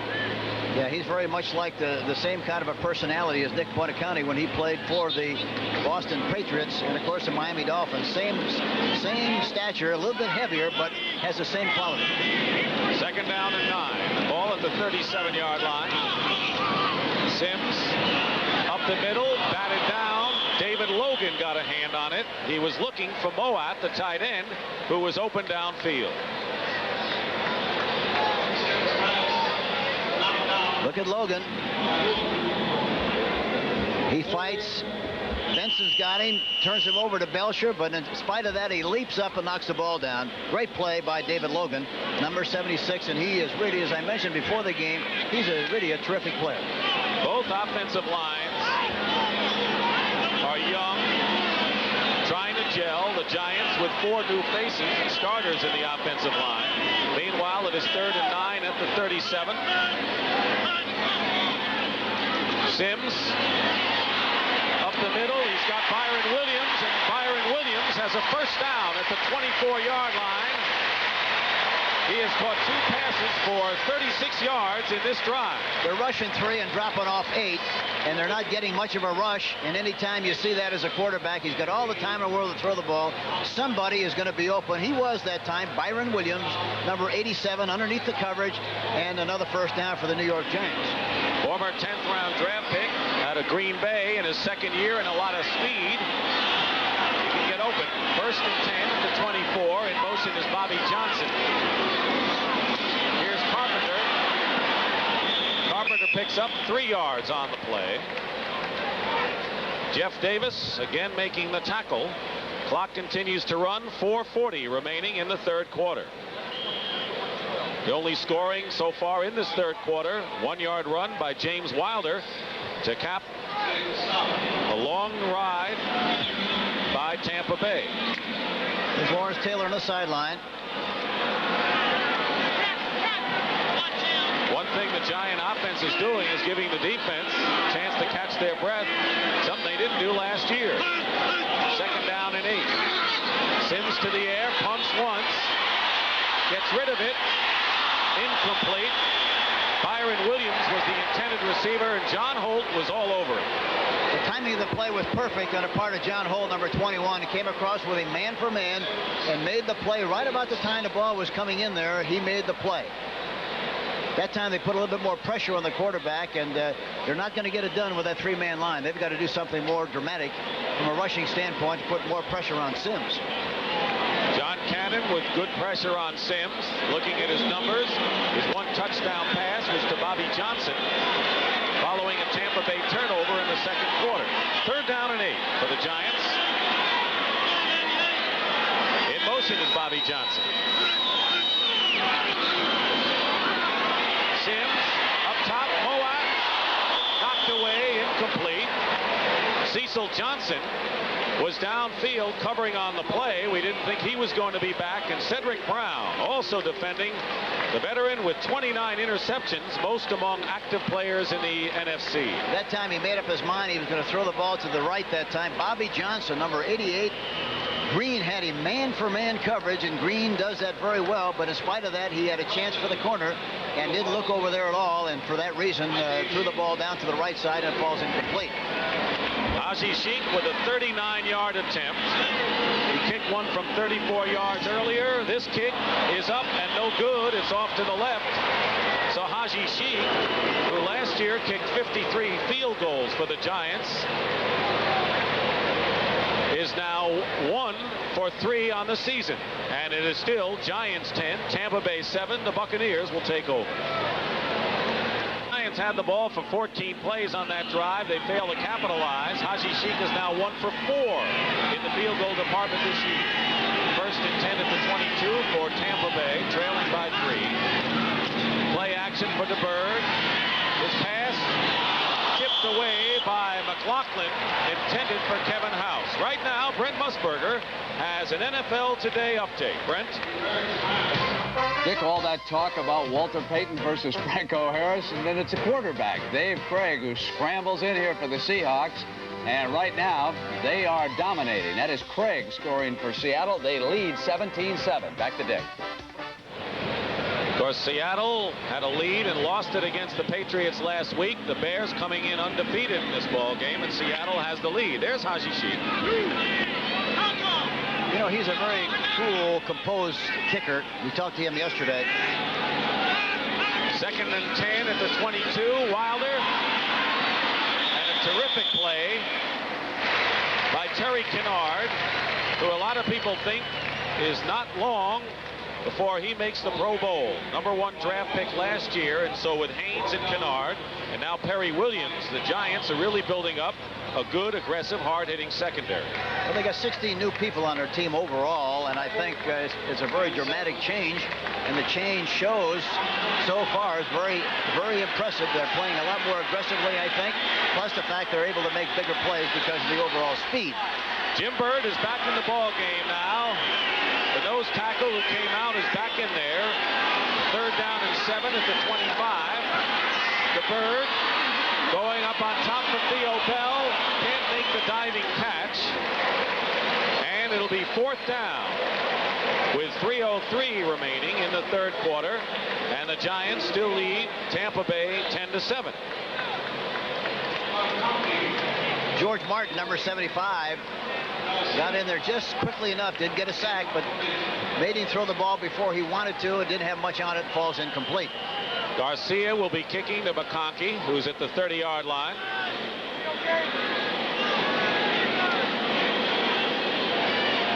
Tampa Bay has won the last 2 times these teams have played. McConkey on a good punt will run it at the 25. Good speed, was tripped up by Whitty, the backup tight end, and out of bounds, so tackled at the 39-yard line by Adger Armstrong. 50-yard punt by Garcia. Dick Stockton and Hank Stram at Giants Stadium. 2:51 remains, third quarter. Giants have the ball, 1st and 10 on their 39-yard line. Byron Williams goes in motion. Sims with enough time. Away, intended for Ernest Gray, and a fine play by Jeremiah Castile, who last week was carried off the field on a stretcher. He had a shin injury but came back strong. And John McKay said he's a typical Paul Bear Bryant player from Alabama. Scores around the league. Seattle leading Chicago in the third quarter. Miami 30, Indianapolis 7, third quarter. Denver way ahead of Kansas City, your old club, 21-0. And look at this, Dallas 13, Green Bay 6, third quarter. Close game at Texas Stadium. 2nd down 10. Sims going up on top for Bobby Johnson, but too far. He was covered by Castile. They really had a double on him that time. He was covered and went for one on the outside, and Beasley Reese, number 43, had him faded on the inside, and so they had double coverage and threw the ball way out in front on top, incomplete. 72,650 is the attendance here at Giants Stadium, where they sell out all the time. Talking to Ron Earhart before the game, the offensive coordinator, he says somewhere along the line we're going to have to go on top. That was the first time they tried to do it, and they had it covered very, very well. 3rd and 10 at the 39.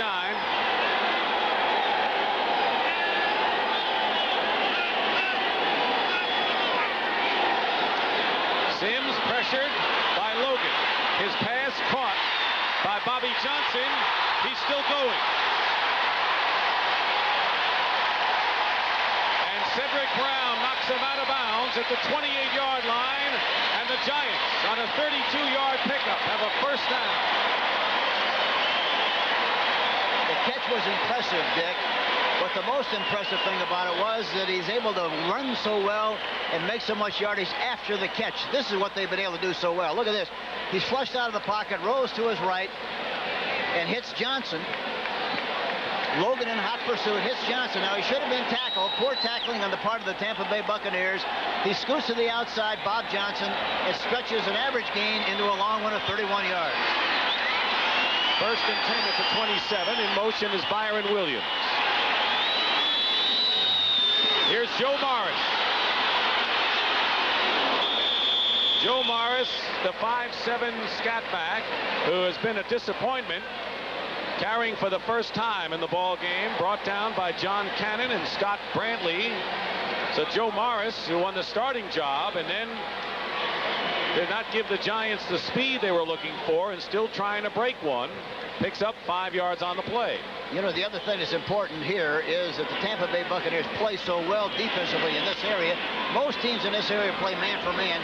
They play zone in this area, and as a result, you can't get big plays. You still have to be patient in this area of the field. 2nd down and 6 at the 23. Sims. Mowatt can't hold on. Mowatt started a run before he knew he had full control out of that one. It'll go as an incompleted pass, and I can understand why Mowatt was anxious to run, Hank. Well, the big thing is, too, you know, those linebackers and defensive backs, you throw anything in front of them, talking about the Tampa Bay Buccaneers, they really crucify you. They really bang you. And as I mentioned earlier, sometimes you expect that hit. You see it in the film so often. They kind of intimidate you if you're not careful, and you drop a ball normally that you would catch. 3rd down 6 at the 23. 5 defensive backs in the game.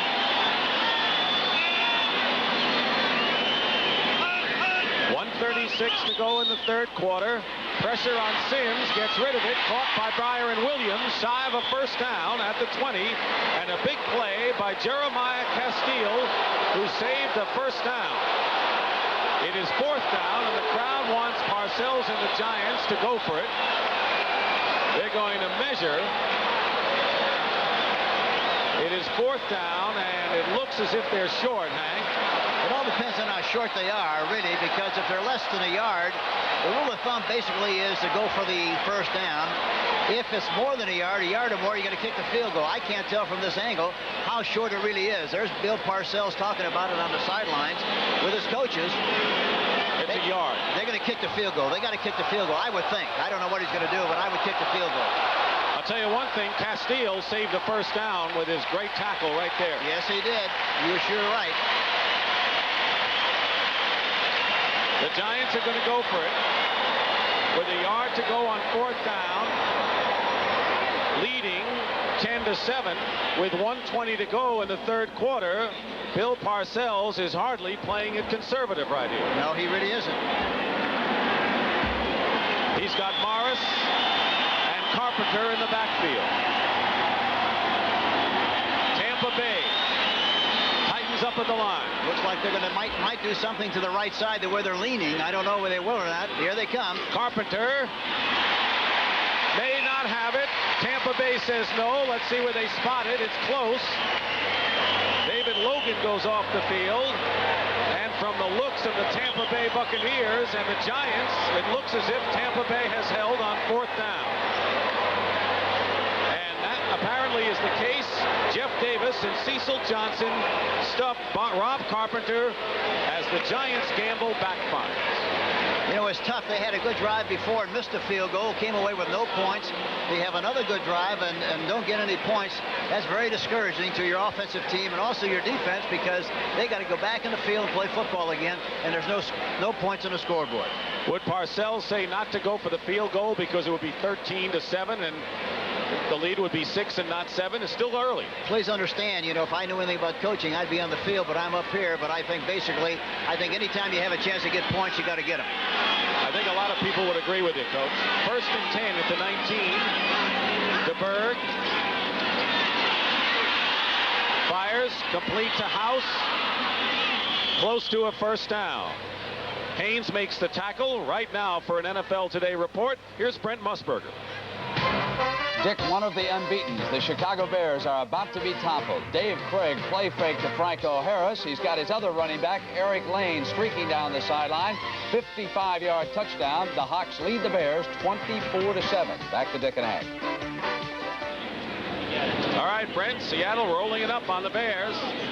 New England got them upset last week, coming back and beating them like they did. I guess so. Second down and 2 at the 27. A gain of 8 on that play. Up the middle. And a first down, Melvin Carver carrying. Melvin Carver, who is one of 2 players from the University of Nevada, Las Vegas, who made the Tampa Bay Buccaneers 3 years ago. Shows good power as you look at the clock run down. And that is the end of the third quarter here at Giants Stadium with the score, the Giants 10, the Buccaneers 7. We now pause for a word from your local station.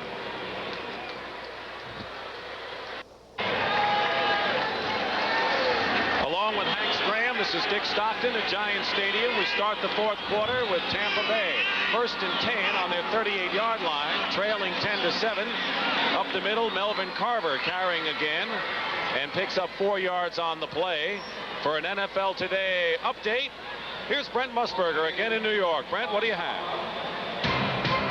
Dick, it never rains, but it pours right now for the Chicago Bears. Watch as Bob Avellini completes this pass to Matsui.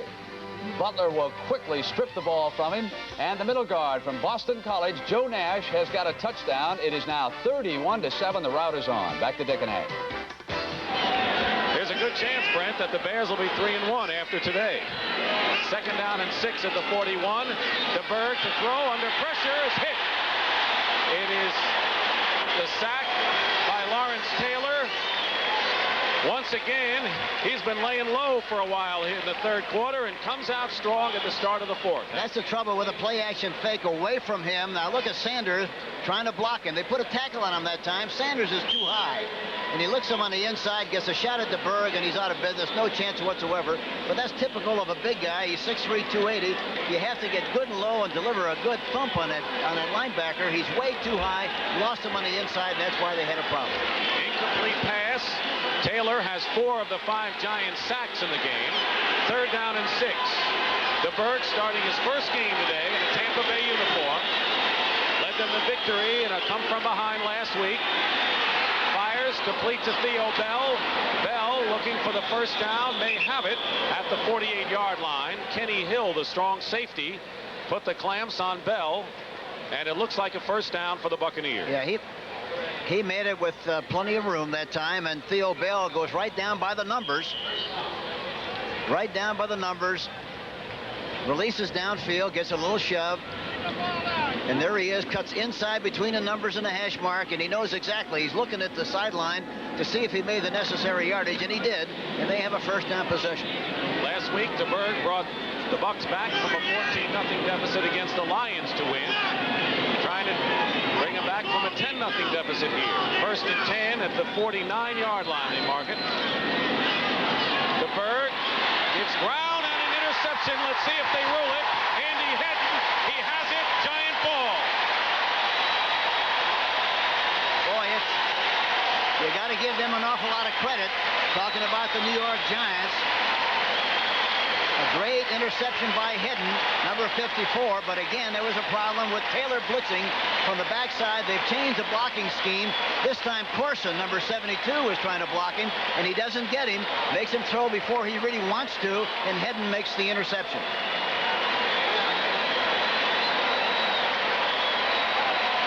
Andy Hedden and some tempers after the play. Watch Taylor coming to the outside. Watch Corson. He doesn't make the block. Puts pressure on him. There's also pressure inside from McLaughlin, and he throws the ball intercepted by Hedden, and Giants have possession 1st and 10. Corson on number 72. Watch Corson, 72, the left guard. Watch, he tries to block Taylor, but his head is down. You see, he has his head up, head down, instead of having himself in a good position with his head up, and that's why he missed the block. Taylor got penetration. 1st and 10 Giants on the Buccaneers 37. In motion, Bobby Johnson. Sims dumps it off to Woolfolk. And Woolfolk gets back to the original line of scrimmage. Tackled by Castile and David Logan. Andy Hedden, who was recruited as a quarterback out of Clemson and was a quarterback in his sophomore year and gave way to Homer Jordan, who led the Clemson Tigers to the national championship. Hedden's son, Duke, would be very proud of his daddy after he made that play, won't he? Hedden is a big play linebacker, as the Giants saw against Dallas. But here again, they've got to take advantage of the opportunity. They've got good field position, but it doesn't mean a thing if you don't get points on the board. 2nd and 10 at the 37. Sims decked by Selman, and that's the 2nd sack of the ball game by Tampa Bay, and the 1st by Leroy Selman. That time, Robert Williams, the left tackle. But both tackles on both teams are having trouble with those great defensive players, Selman and especially Taylor. Here we see it again. Watch Selman. Going to the outside. William Roberts does not make the block. And for that reason, Selman is able to make penetration and make the tackle. Bill Roberts, number 66. 3rd down, 19. Sims backed up to the 46-yard line. Giants trying to take advantage of the turnover opportunity. Now here again, the middle is going to be open if they get a chance to throw the ball. Sims looking, and he's going to be thrown down to the turf by David Logan. And 2 straight sacks against Phil Sims, and Tampa Bay's defense does not allow the Giants to take advantage of that interception by Andy Hedden. And a very happy and elated Tampa Bay bench holds Phil Sims and company. Logan Selman and Cannon, all three of the front line have sacks. David Jennings will kick to John Holt. Well, we're seeing two super defensive teams here this afternoon. And that's what we expected. Good high kick. Holt will let it drop. It's in play, and it's down at the 2. Tampa Bay will be backed up following a 53-yard punt by Dave Jennings when we come back. 11:41 remaining in the fourth quarter. The Giants lead the Bucs 10-7. The ball at the 2-yard line. James Wilder and Melvin Carver are the running backs out of the I formation for Steve DeBerg. They might try to go up on top here. No, they're not. Carver brings it out to the 4-yard line, a gain of 2. Right now for an NFL Today update, here's Brent Musburger. Trailing 13-6. Randy Wright now quarterbacking the Green Bay Packers. He pulls out against the Dallas Cowboys. Phillip Epps is in the end zone. He's hit on the blitz. Everson Walls with his second interception. And the Dallas Cowboys hold their lead. Let's go back to Dick and Hank. All right, Brent, that game also in the fourth quarter. 2nd down and 8. They got to watch Taylor here. Well, I think, one thing that you have to recognize is the Tampa Bay Buccaneers have made 3 adjustments so far this game. DeBerg to throw from the end zone, swings it out, complete to Kevin House and out of bounds at the 11-yard line, shy of a first down by 1.5 yards. Fans who watch this kind of a game, they say, why don't they block Taylor?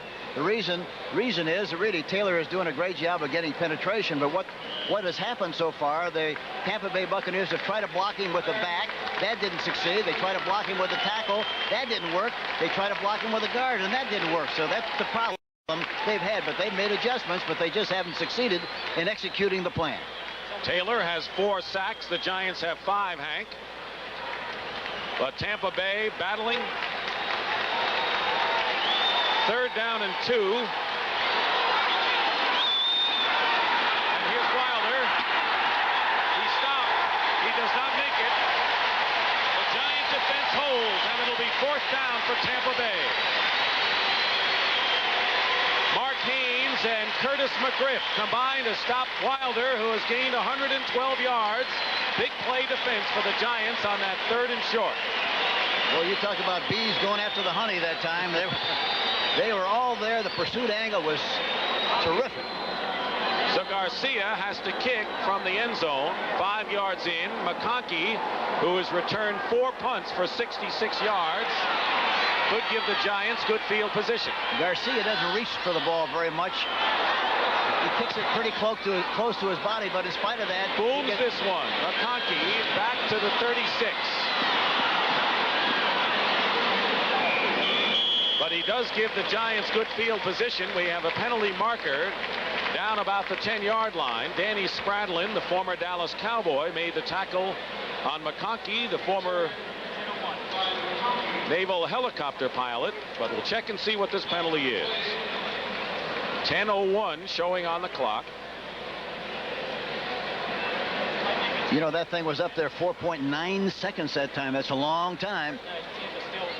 Garcia was the leading punter in the NFC last year after being cut 5 different times.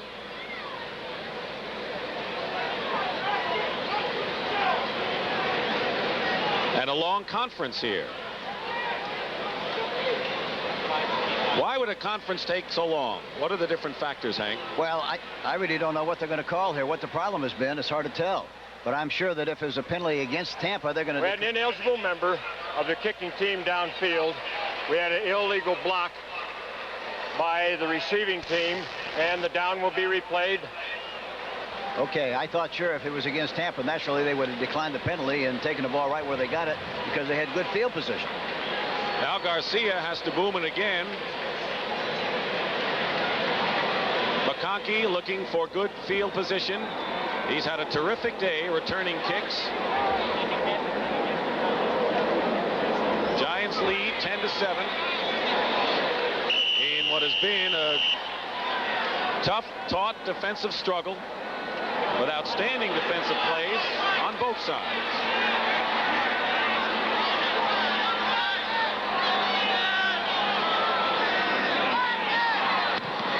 Garcia. Not quite as good as the last time, and McConkey calls a fair catch in Tampa Bay territory at the 49-yard line. So the second time was better for the Giants, who take over 1st and 10 when we return. 9:54 remain in the fourth quarter.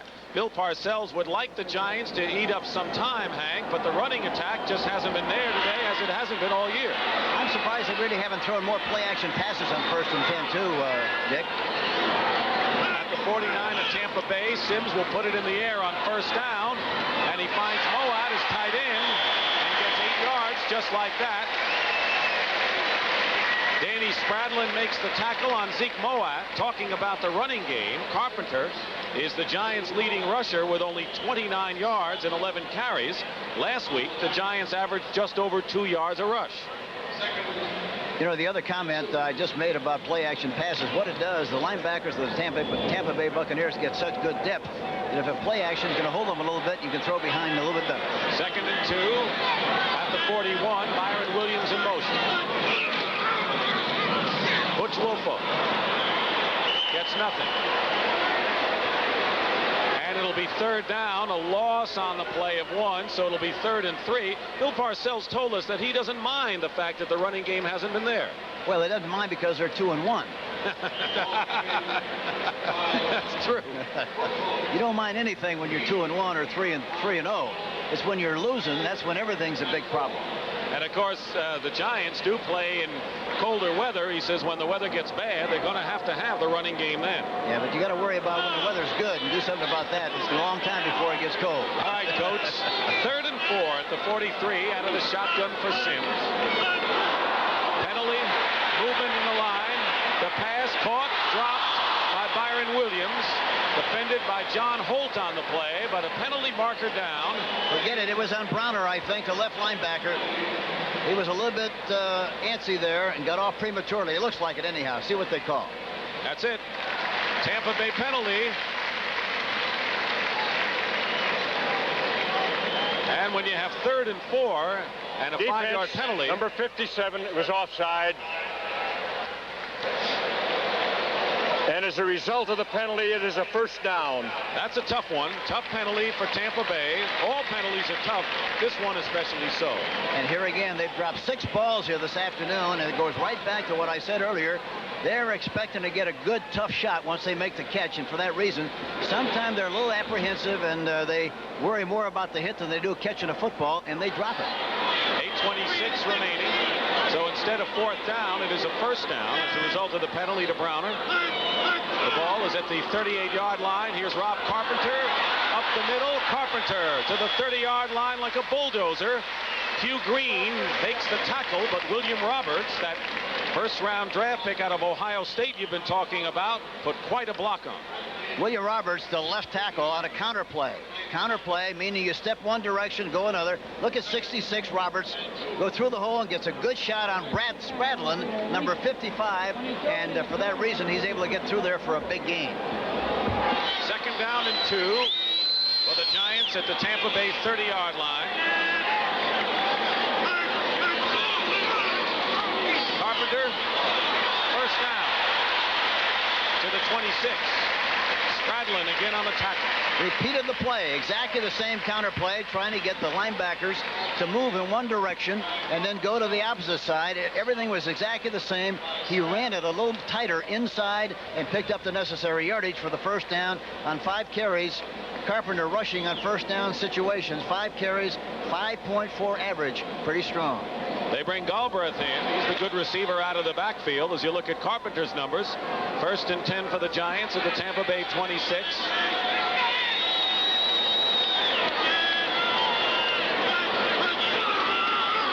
They go to Carpenter again, and he trips.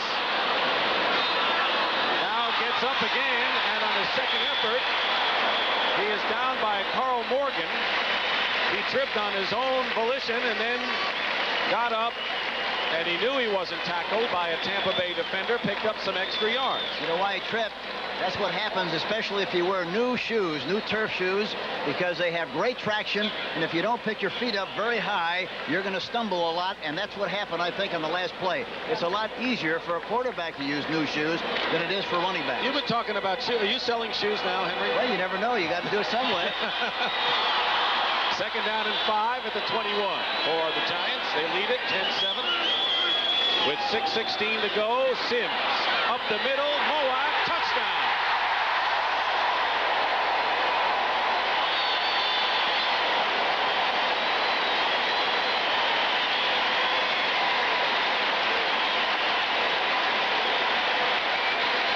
Zeke Mowatt, third touchdown reception of the year. You talk about a pattern opening up like a flower. They had double zone on the outside. They had a blitz inside, and the middle was wide open. Somebody missed coverage. Should have been a linebacker, I think, trying to cover him man for man, evidently, or a safety. But somebody blew the coverage, and he goes in there unmolested for the touchdown. Haji-Sheikh's conversion is good, and the Giants lead it 17-7. And here's how Phil Sims reacted to his 10th touchdown pass of the season. Here we see it. A blitz on Green. Green is blitzing. Look at that. Happiness. Sims, number 11. Zeke Mowatt, who caught a 21-yard touchdown pass to make it 17-7 Giants. 6:13 to go. 10 of the 11 Giant touchdowns this year have been through the air. And Sims, with 10 touchdown passes, has thrown only 3 interceptions. That's a good ratio, Hank. Yes, it is. And that time, Scott Brantley and Hugh Green were both blitzing on the play. Somebody had to blow the cover. Morton in the end zone, bringing it out for Tampa Bay. And takes it out to the 23-yard line, where the Buccaneers, trailing by 10, go on offense 1st and 10. Well, tonight on CBS, start off with 60 Minutes, followed by Aftermath, and then the 36th Annual Emmy Awards, all coming up tonight on CBS. You know, it's hard to get used to seeing Mike Morton wear number 20. He's always worn number 1. But the league made him change because running backs must wear a number beyond 19. And so he's wearing 20. And Phil Sims is glad to be wearing the double ones. He is having a terrific season thus far in 4 games. He's more happy that he just threw a touchdown pass. 1st and 10 at the 23 to Berg.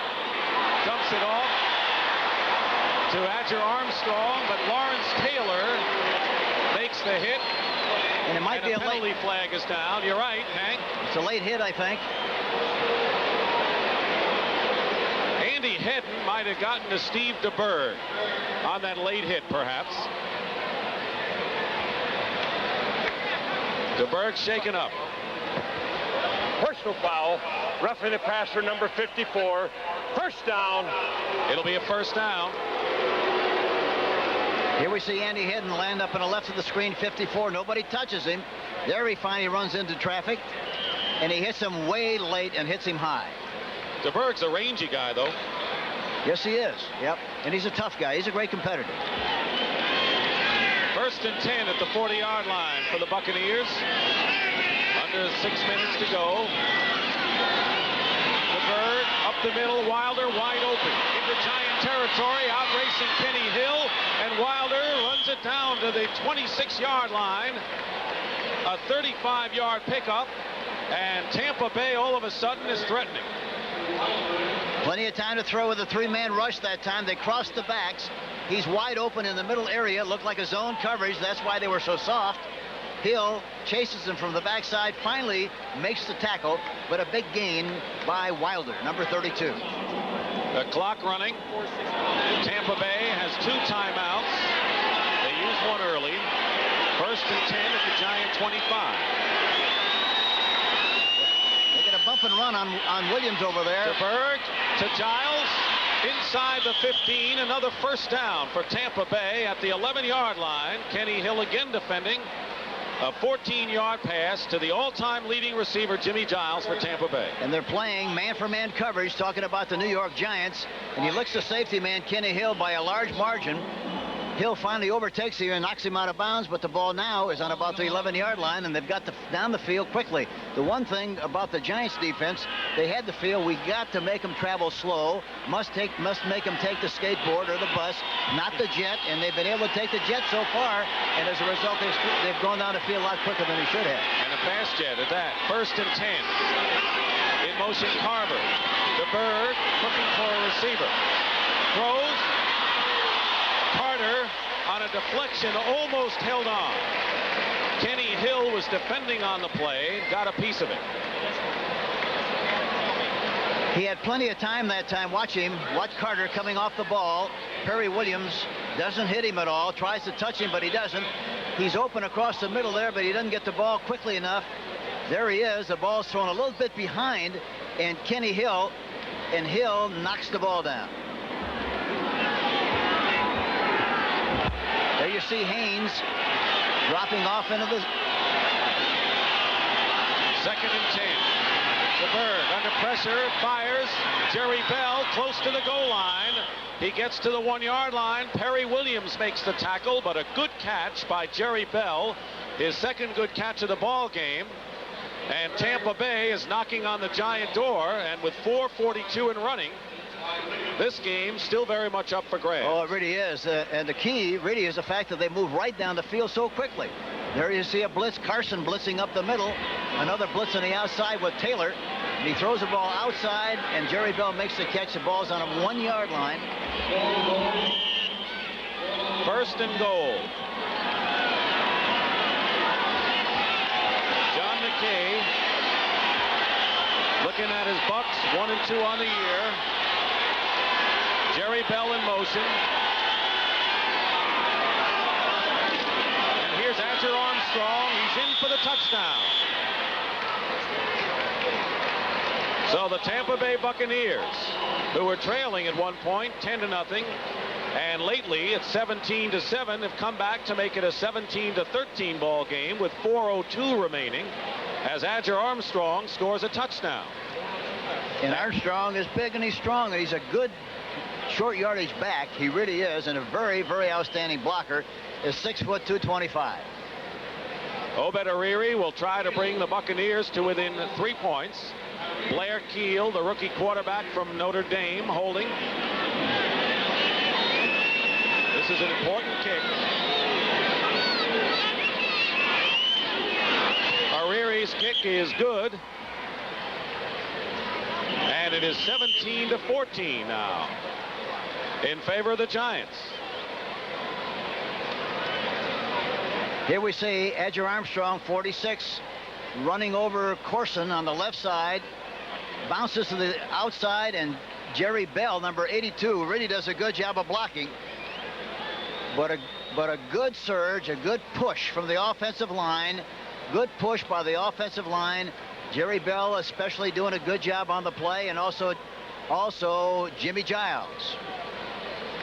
Here we see a good takeoff again, straight ahead shot.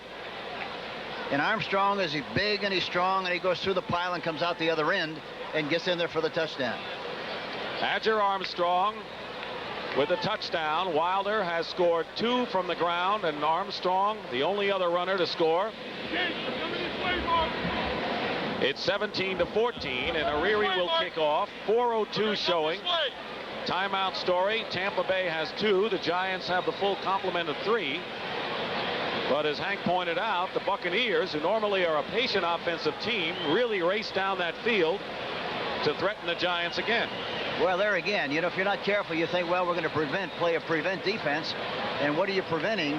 You have to know that you have to keep them from scoring quickly. The Giants didn't do that on that last drive, and as a result, there's a lot of time left at 4:02. With the Tampa Bay Buccaneers kicking off right here. They can't kick an onside kick here. They got to kick it. Joe Morris was up at the 20-yard line, goes way back now. The ball bounces at the 4. Morris bringing it out. Joe Morris is tackled at the 18-yard line by Mark Cotney. Well, Jerry Cooney whose only loss was to Larry Holmes for the heavyweight championship of the world. Ready to go again after overcoming a string of injuries that have kept him out of the ring, and he'll be opposing Phil Brown, who's undefeated. Live from Anchorage, Alaska, next Saturday on CBS Sports Saturday. We'll also have the New York Triathlon and the Marlboro Cup, beginning at 3:30 Eastern Time next Saturday on CBS. 1st and 10 at the 18. Rob Carpenter single back. Carpenter carries and gets a couple of yards. David Logan makes the tackle. We want to remind you, 60 minutes follows the game, and the clock runs 3:40 remaining. That was another counter play. They've had good success with that play in the last drive. That time they played it very, very well. Talking about the Tampa Bay Buccaneers, Cannon, number 78, the defensive left end, and Johnson, 56. Both of whom doing a good, outstanding job on the play. And right now, the Giants trying to use up as much of the clock as they can and hope to get 1 or 2 first downs to really keep it going. The Bucs have 2 timeouts left, and the Giants have 3. 2nd and 9, Sims. Rolling out and running, and gets a first down at the 32-yard line. Good block by Rob Carpenter as Sims stops the clock with 3:03 to go. They blew the containment that time. Talking about the Tampa Bay Buccaneers, somebody missed containment. Scott Brantley is shaken up. We've had several Tampa Bay players today who have been shaken up and were taken out. Hugh Green was blitzing from the backside and didn't get there, couldn't quite get there in time because Sims broke to the outside, broke containment, and for that reason was able to make the first down. Well, next Sunday, a doubleheader on CBS Sports. The NFL Today, Mike Ditka, Fire and Ice, profile of the Bears coach as the Bears go against the Dallas Cowboys. 12:30 Eastern Time. Most of the country will see that game. The second game features the Giants against the LA Rams, who were victorious today. Some of you will see the Packers against the Buccaneers. Detroit also at San Diego. So check your local listings for NFL football next Sunday on CBS Sports. The Giants are leading the Buccaneers 17-14. 3:03 remaining. Tampa Bay has 2 timeouts remaining. The Giants have 3. And what the Giants are looking for now is just to use that clock and force the Bucs to use their timeouts on defense, right? That's what we're going to try to do. That's right. The big thing is, though, that the Tampa Bay Buccaneers, they have to stop them on 1st and 10. And, of course, on the other side of the football, the people in blue are going to say, we've got to make 4 or more on 1st and 10. So that's the battle that's going to be waged here on the 1st and 10 situation that's upcoming. Brantley getting up now and walking off. It's been a tough physical defensive game. The big thing the Giants have to concern themselves with right now is the fact they cannot fumble the ball. The Tampa Bay Buccaneers are going to have to tackle the ball, try to scrape it loose somehow, some way to get good field position. And the New York Giants have to be aware of that and really squeeze it as tight as they can. The Giants have played an error-free ball game today. And that's usually a good barometer whether you win or lose. Tampa Bay has had 2 turnovers and 1 cost them, resulting in a touchdown on the ensuing drive. 1st and 10 for the Giants on the 31. Here's Carpenter. Good effort by Rob Carpenter. They say he doesn't move the pile, but he did on that play. And picks up 3 yards on the carry. 2:55. 2:53 showing on the clock. David Logan and Richard Wood make the tackle. The clock stops with 2:53 showing, and Tampa Bay has called a timeout, forced to call it on defense, and they have 1 left. Well, they really have 2 left because they'll be down to the 2-minute offense here in a minute. And I shouldn't say a minute, but 53 seconds. So they still will wind up with 2 timeouts. Looking at scores, finals today in the NFL, the 49ers remain undefeated. Jets, after an early deficit, beat Buffalo. The Rams over Cincinnati. Bengals in a slump. The Saints over the Cardinals, a big win for Bum Phillips. Atlanta over Houston in a big victory for the Falcons. Minnesota wins again over Detroit. The Browns surprised the Pittsburgh Steelers. First win of the year for the Cleveland Browns, and Washington in the big contest with New England. Look at Seattle, 31, Chicago 9. And Miami 44. Another big day for the Dolphins. 7 for Indianapolis. And look at this, Denver 21, Kansas City nothing. Dallas 13, Green Bay 6. And the Giants, 2nd down and 8 on the 33. Bill Parcells has his team 253 away from winning its 3rd game in 4 starts. In motion, Byron Williams. Carpenter. Back to the line of scrimmage. It'll be 3rd down and 8. Tackle Cecil Johnson and Jeff Davis. Tampa Bay not calling the timeout here, hoping they stop the Giants on 3rd and 8 and give Steve DeBerg a shot on offense one more time. DeBerg led a very nice drive last time the Buccaneers had the ball. You know, the Giants so far have had to go approximately 7.9 on every 3rd down situation, 3rd and 8. Let's see what they do here. They've got that much now. 3rd and 7. Sims has time. His pass is caught by Mowatt. And it looks to be a Giant 1st down at the 41-yard line. Jeff Davis on the tackle. The clock will stop with a 2-minute warning. And we may also have a measurement. We are going to have a measurement as we hit the 2-minute warning. And that would be a big boost to the Giants if they do indeed have a 1st down. The key to that play again, no rush. They had a 3-man front, no rush whatsoever, and he had plenty of time to get the ball to the tight end, Zeke Mowatt, number 84. I'm sure they made the 1st down. It sure looks like it from here, doesn't it, Dick? I would think so. Not by a whole lot, but by enough, and that's all you need. Length of the football, 1st down Giants. And our 2-minute warning is in effect. We'll be back at Giant Stadium with the New York Giants leading the Tampa Bay Bucks 17-14. We've had our 2-minute warning, and John McKay and the Tampa Bay Buccaneers on the short end of a 17-14 score. They have 1 timeout remaining, but the Giants just picked up an important 1st down, and barring a mistake, should very well be in control.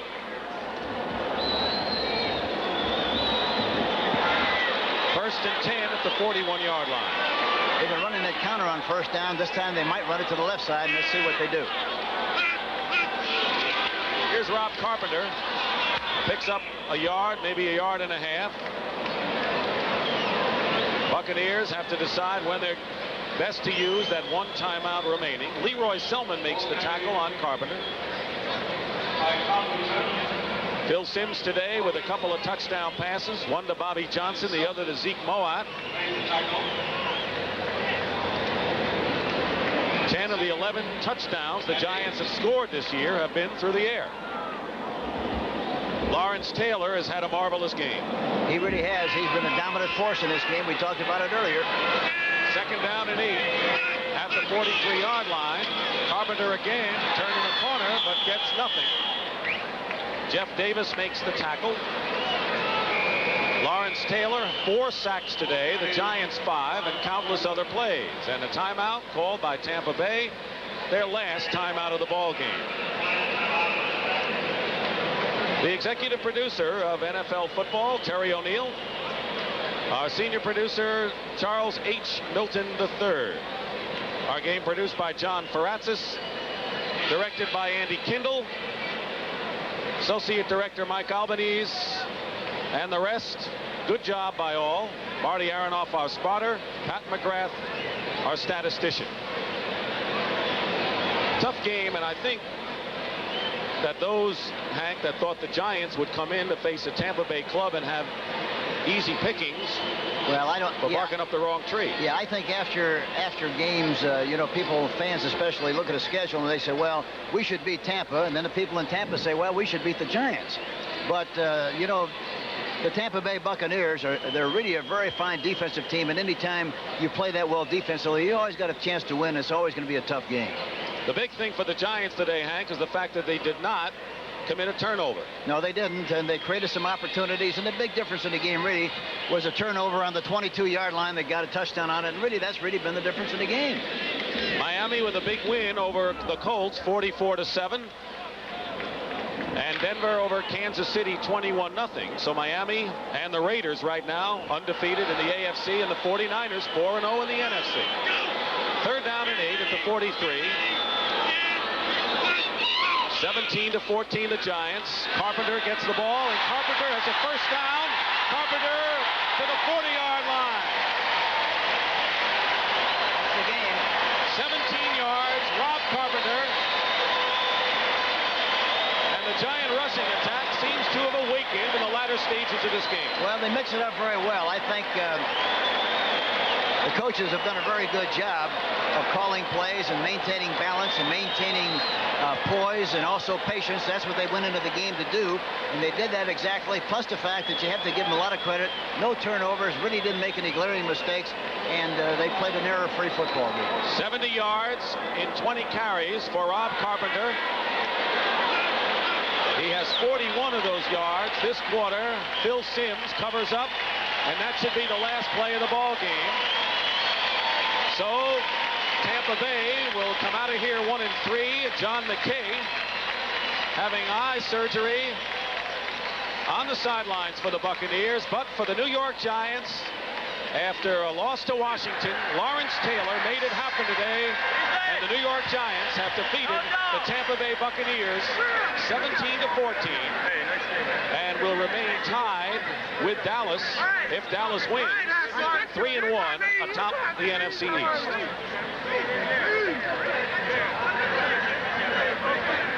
Lawrence Taylor.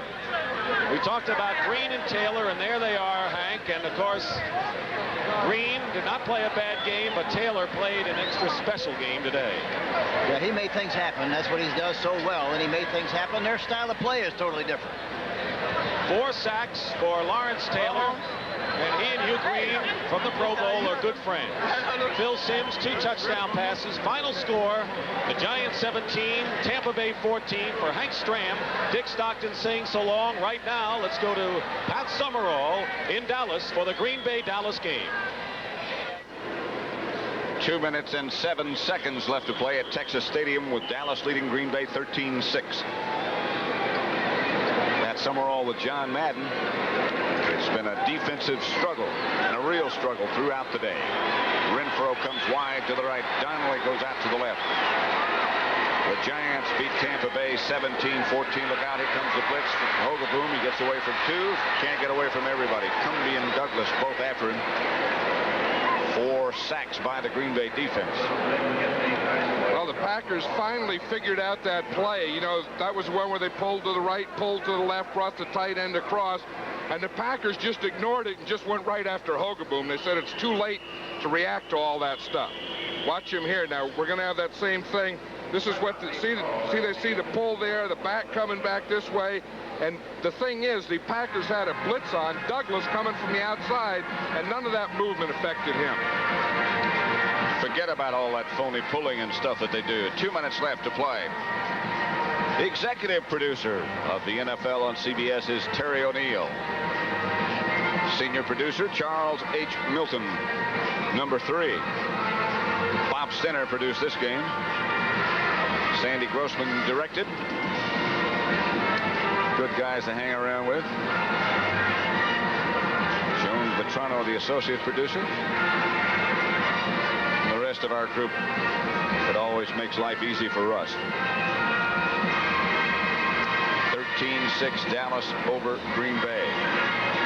2nd down, 17 to go. 2 minutes left to play. The ball's at midfield. Gary Hogeboom over talking to Jim Schaffner and Danny White and Tom Landry in the background. Yeah, you look at that Cowboys sideline and you'd think they were losing. I think that's just the effect that their offense has had today. There's not a lot of happy people on that sideline, and they know that to be the Cowboys that they've been, that they still have some ways to go. And on this sideline, of course, that's complete frustration. They just, in the last 3 weeks, they haven't blocked anyone. The Packer defense has played well, extremely well, and so has the Cowboy defense. It's on offense they can't get anything going.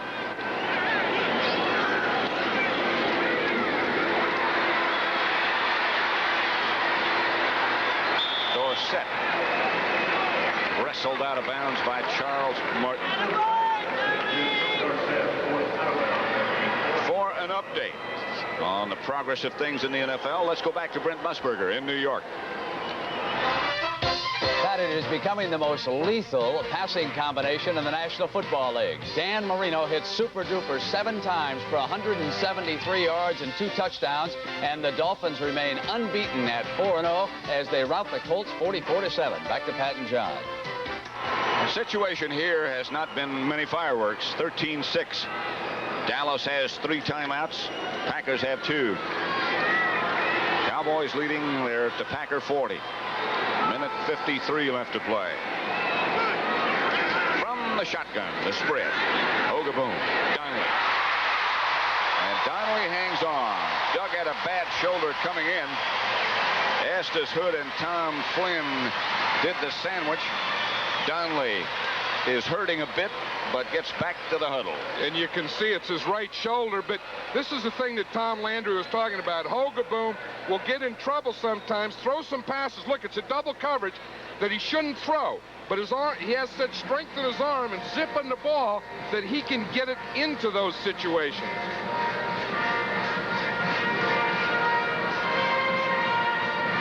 Maybe that's called confidence. Maybe cockiness. Green Bay timeout. Forrest Gregg still looking on. Lofton and Jefferson, renowned, famous, the toughest duo in the NFL. Look what they've done. That's the problem. I think that they've only caught 3 passes. Lofton caught 1 today. Jefferson caught 2. Against the Raiders 2 weeks ago, Lofton caught none. Last week, Jefferson caught none. They've only directed 9 passes to him. And if those are the best guys in your team, the best guys in your offense, and they don't get the ball, that's the problem right there. Now, why or how they don't get the ball, then that's another problem. It's something else that has to be solved before the days of effectiveness come back. Cowboys have all 3 of their timeouts left. The Packers have only 1. Minute 38 left to play. Some of the crowd starting to depart. 13-6, Dallas leads. Green Bay had some chances. Doug Donnelly was trying to get the crinks out of that arm, trying to wind those things out of there. Donnelly goes wide left. Renfro is out wide to the right. Newsom, the ball carrier. Newsom, great effort. Strong effort. He goes, as John Madden said before, 235 pounds, and he carried most of it, and Green Bay with him, 11 yards. It'll be interesting to see what the Cowboys do here. They really could just run out the clock. But I'm sure the way their offense has been going and sputtering, that Tom Landry may want to get a touchdown here, maybe get a little confidence, but if nothing else, get a little more practice. Packers have 1 timeout remaining. Looks like they're not going to utilize it right now. Nor should they. Less than a minute left to play. 57 seconds as the Cowboys line up. Ogaboom moves Newsom over to the left on the flank. Gives to Dorsett. Dorsett cuts into the end zone.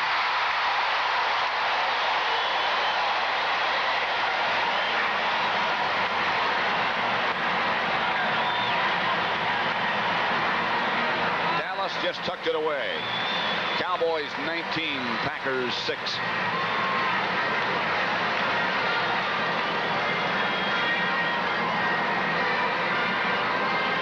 That's about as happy as they can get, and that's not real big happiness, but watch Dorsett and the moves that he can still make here. I'll tell you, that was a great block there by Renfro. Did you see that? That was the one that sprung Dorsett. Dorsett starts out, cuts back. Good block by his wide receiver. It's been a second half of rest for Lynn Dickey. Randy Wright played most of the way in the second half. Hogaboom will hold, and here is Raphael Septien to try to add the extra point, and does. See that block? See if we can find Mike Renfro. Here he is, right here. You see 82? He's going to come in. Now watch him. He'll come in and he'll pick off the safety right there. Now that's a pretty good block. You see what that does? That puts him right down, and watch what Dorsett does. He runs right by. Usually usually any big run to the outside, a wide receiver will make a good block on it. Tom Landry said yesterday that Renfro is a good blocker. He admired his blocking ability and his courage. He said he really doesn't have much of a body. No, he comes with a great desire, but doesn't bring a very big load with him. I wonder where Tom did get those pants. I don't know. Don't they look a little long to you? Yeah, I can't understand. Maybe he's got a lower waist today. Or maybe they were made for cowboy boots. You know, sometimes they do that. Could be. Or Harold Carmichael, Too Tall Jones. Wouldn't that be funny? Tom Landry picked Too Tall Jones' pants out of the locker? Not to Tom. Not to Too Tall Jones. Septian kicks off in the direction of Epps and Huckleby. It'll be Harlan Huckleby.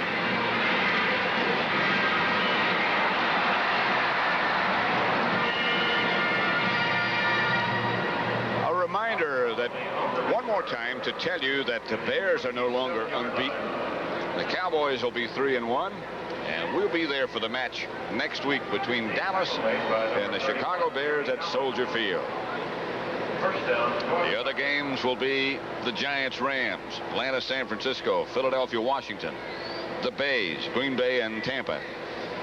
Detroit, San Diego, New Orleans against Houston. So check your local listings for the game or games that you'll see in your area. But we'll be in Chicago. Don't forget the NFL wrap-up show today with Brent Musburger coming up next.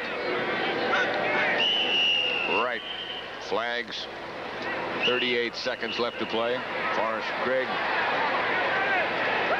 They're still double teaming old Randy White in there. Even on a play that doesn't count, they put 2 guys on him. Well, Randy, they're going to get him blocked even if there is only 38 seconds to go. Number 68, offense. And a reminder again what's coming up after football here on CBS. 60 Minutes, of course, will follow. Then After MASH. And then the 36th Annual Emmy Awards. Randy White. That holdout and the lack of training camp may have bothered him somewhat, but it doesn't really look like it had a lasting effect. He probably had his best day today. Intended for Huckleby. Victor Scott, the defender. I think if I were Forrest Gregg right now, I'd want to get this thing over with, just run out the clock and go home. It'll be 2nd and 15. Dickey today, 5 out of 16 for 64 yards, 1 intercepted. Randy Wright, 4 out of 16 for 40 yards, 3 intercepted. Total for the Packers, 9 out of 32 for 104 yards. Right. Huckleby. Belted by Victor Scott. Clock runs. They say it was complete. Don Smerrick put the heat on Randy Wright. I'll tell you, old Randy Wright's going to be sore tomorrow. He has really taken some shots today. He'll be sore tonight. Back he goes again. Pass complete to Philip Epps. Wide to the left. That's still not enough for a Green Bay first down. Clock is still running, and that ought to do it.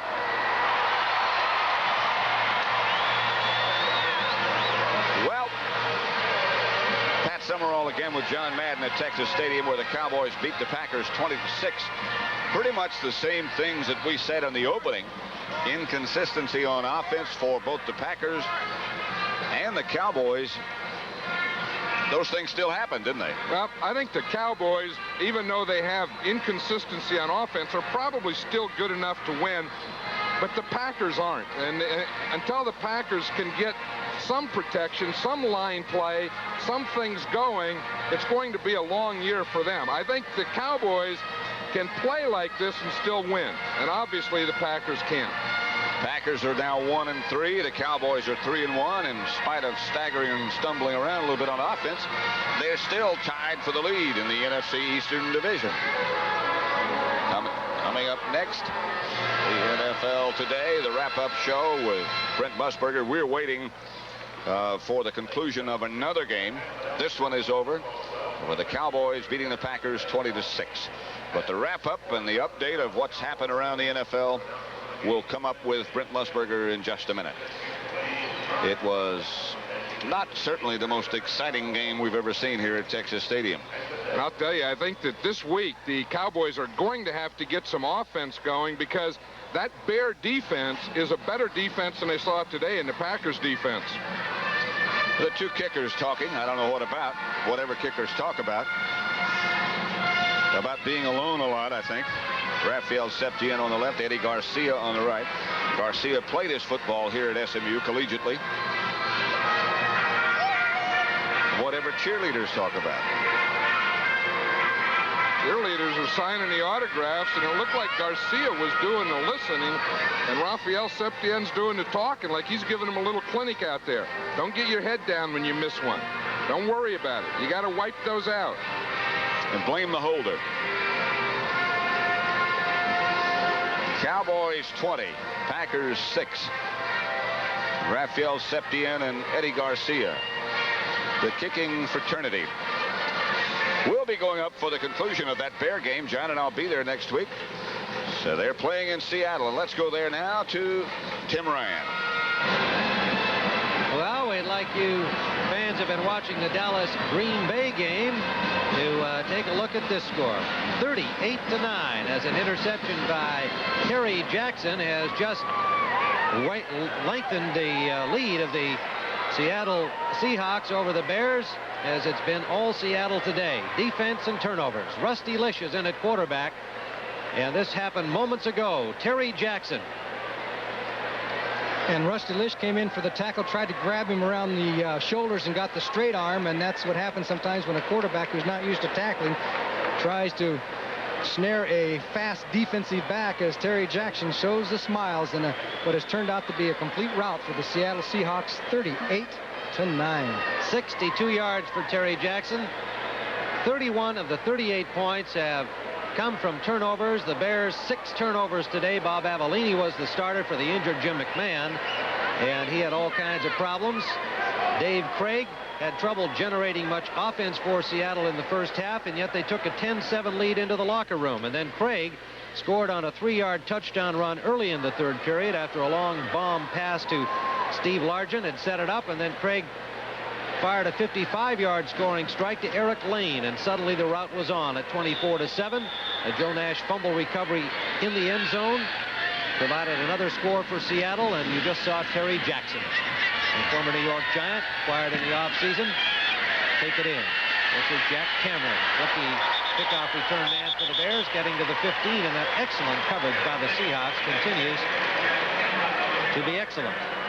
And this time it was Eric Lane, who has also had a nice afternoon at running the football today for Seattle.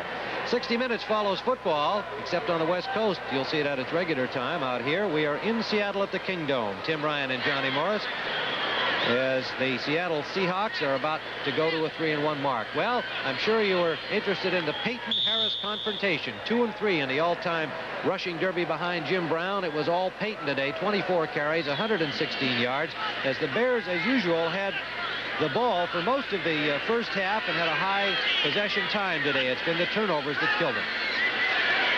Peyton has moved into the number 2 slot. And that kind of defense for the Seahawks has also been prevalent today as they bat down a Rusty Lish pass. Back up Dino Bangiero, number 73, getting a hand on that one. 2 seconds to play in Seattle. And the Seahawks will move to 3-1. The Bears will fall to 3-1, and the Bears meet Dallas next week, as the Cowboys move to 3-1 today with their win over Green Bay. Rusty Lish came in relief of Bob Avellini here in the 4th period. Bears hope to have Jim McMahon back in action next week. Lish going deep for Willie Goff, but it's out of bounds. And that is it. So the final score, the Seattle Seahawks 38, the Chicago Bears 9. Franco Harris, not a big factor today, didn't have to be. Chuck Knox, defense, and Bears turnovers resulted in the win. Coming up next after the game, it's the NFL Today wrap-up show with Brent Musburger. Tim Ryan for Johnny Morris. So long from Seattle. except on the West Coast. 60 Minutes is coming up next right after this quick scoring update. As most of you know by now, the Dallas Cowboys have pushed their record to 3-1. They beat the Green Bay Packers 20-6. The Denver Broncos today shut out Kansas City. 21-0 was the final there. The Giants win a tough one over Tampa Bay 17-14. 2 more touchdown passes by Phil Simms. He now has 10 for the season. Miami routs the Colts 44-7, and so the Dolphins push their record to 4-0 on the season. Seattle with 3 defensive touchdowns beats the Bears 38-9. That is the first loss for Chicago after 3 victories. Washington's record now 2-2. They've won the last 2 weeks. They're putting their act back together. Riggins rushed 33 times for 140 yards and 1 touchdown in that triumph. Cleveland beats Pittsburgh. That is the first win of the season for the Browns this year after 3 setbacks. Minnesota wins for the second time in 2 weeks, 29-28. Jan Stenerud kicks 5 field goals. That's a career high for Jan in 1 game. Atlanta's record now 2-2. Houston 0-4, and the Oilers have lost 20 straight road games in the National Football League. New Orleans beats St. Louis 34-24. Both those teams now are 2-2 on the season. And the Rams beat Cincinnati 24-14 for the Bengals. That's their worst start since 1979. They have not won a game. Jets win over Buffalo by 2 points. San Francisco over Philadelphia 21-9. I'm Brent Musburger. So long, everybody. You've been watching CBS Sports coverage of the National Football League.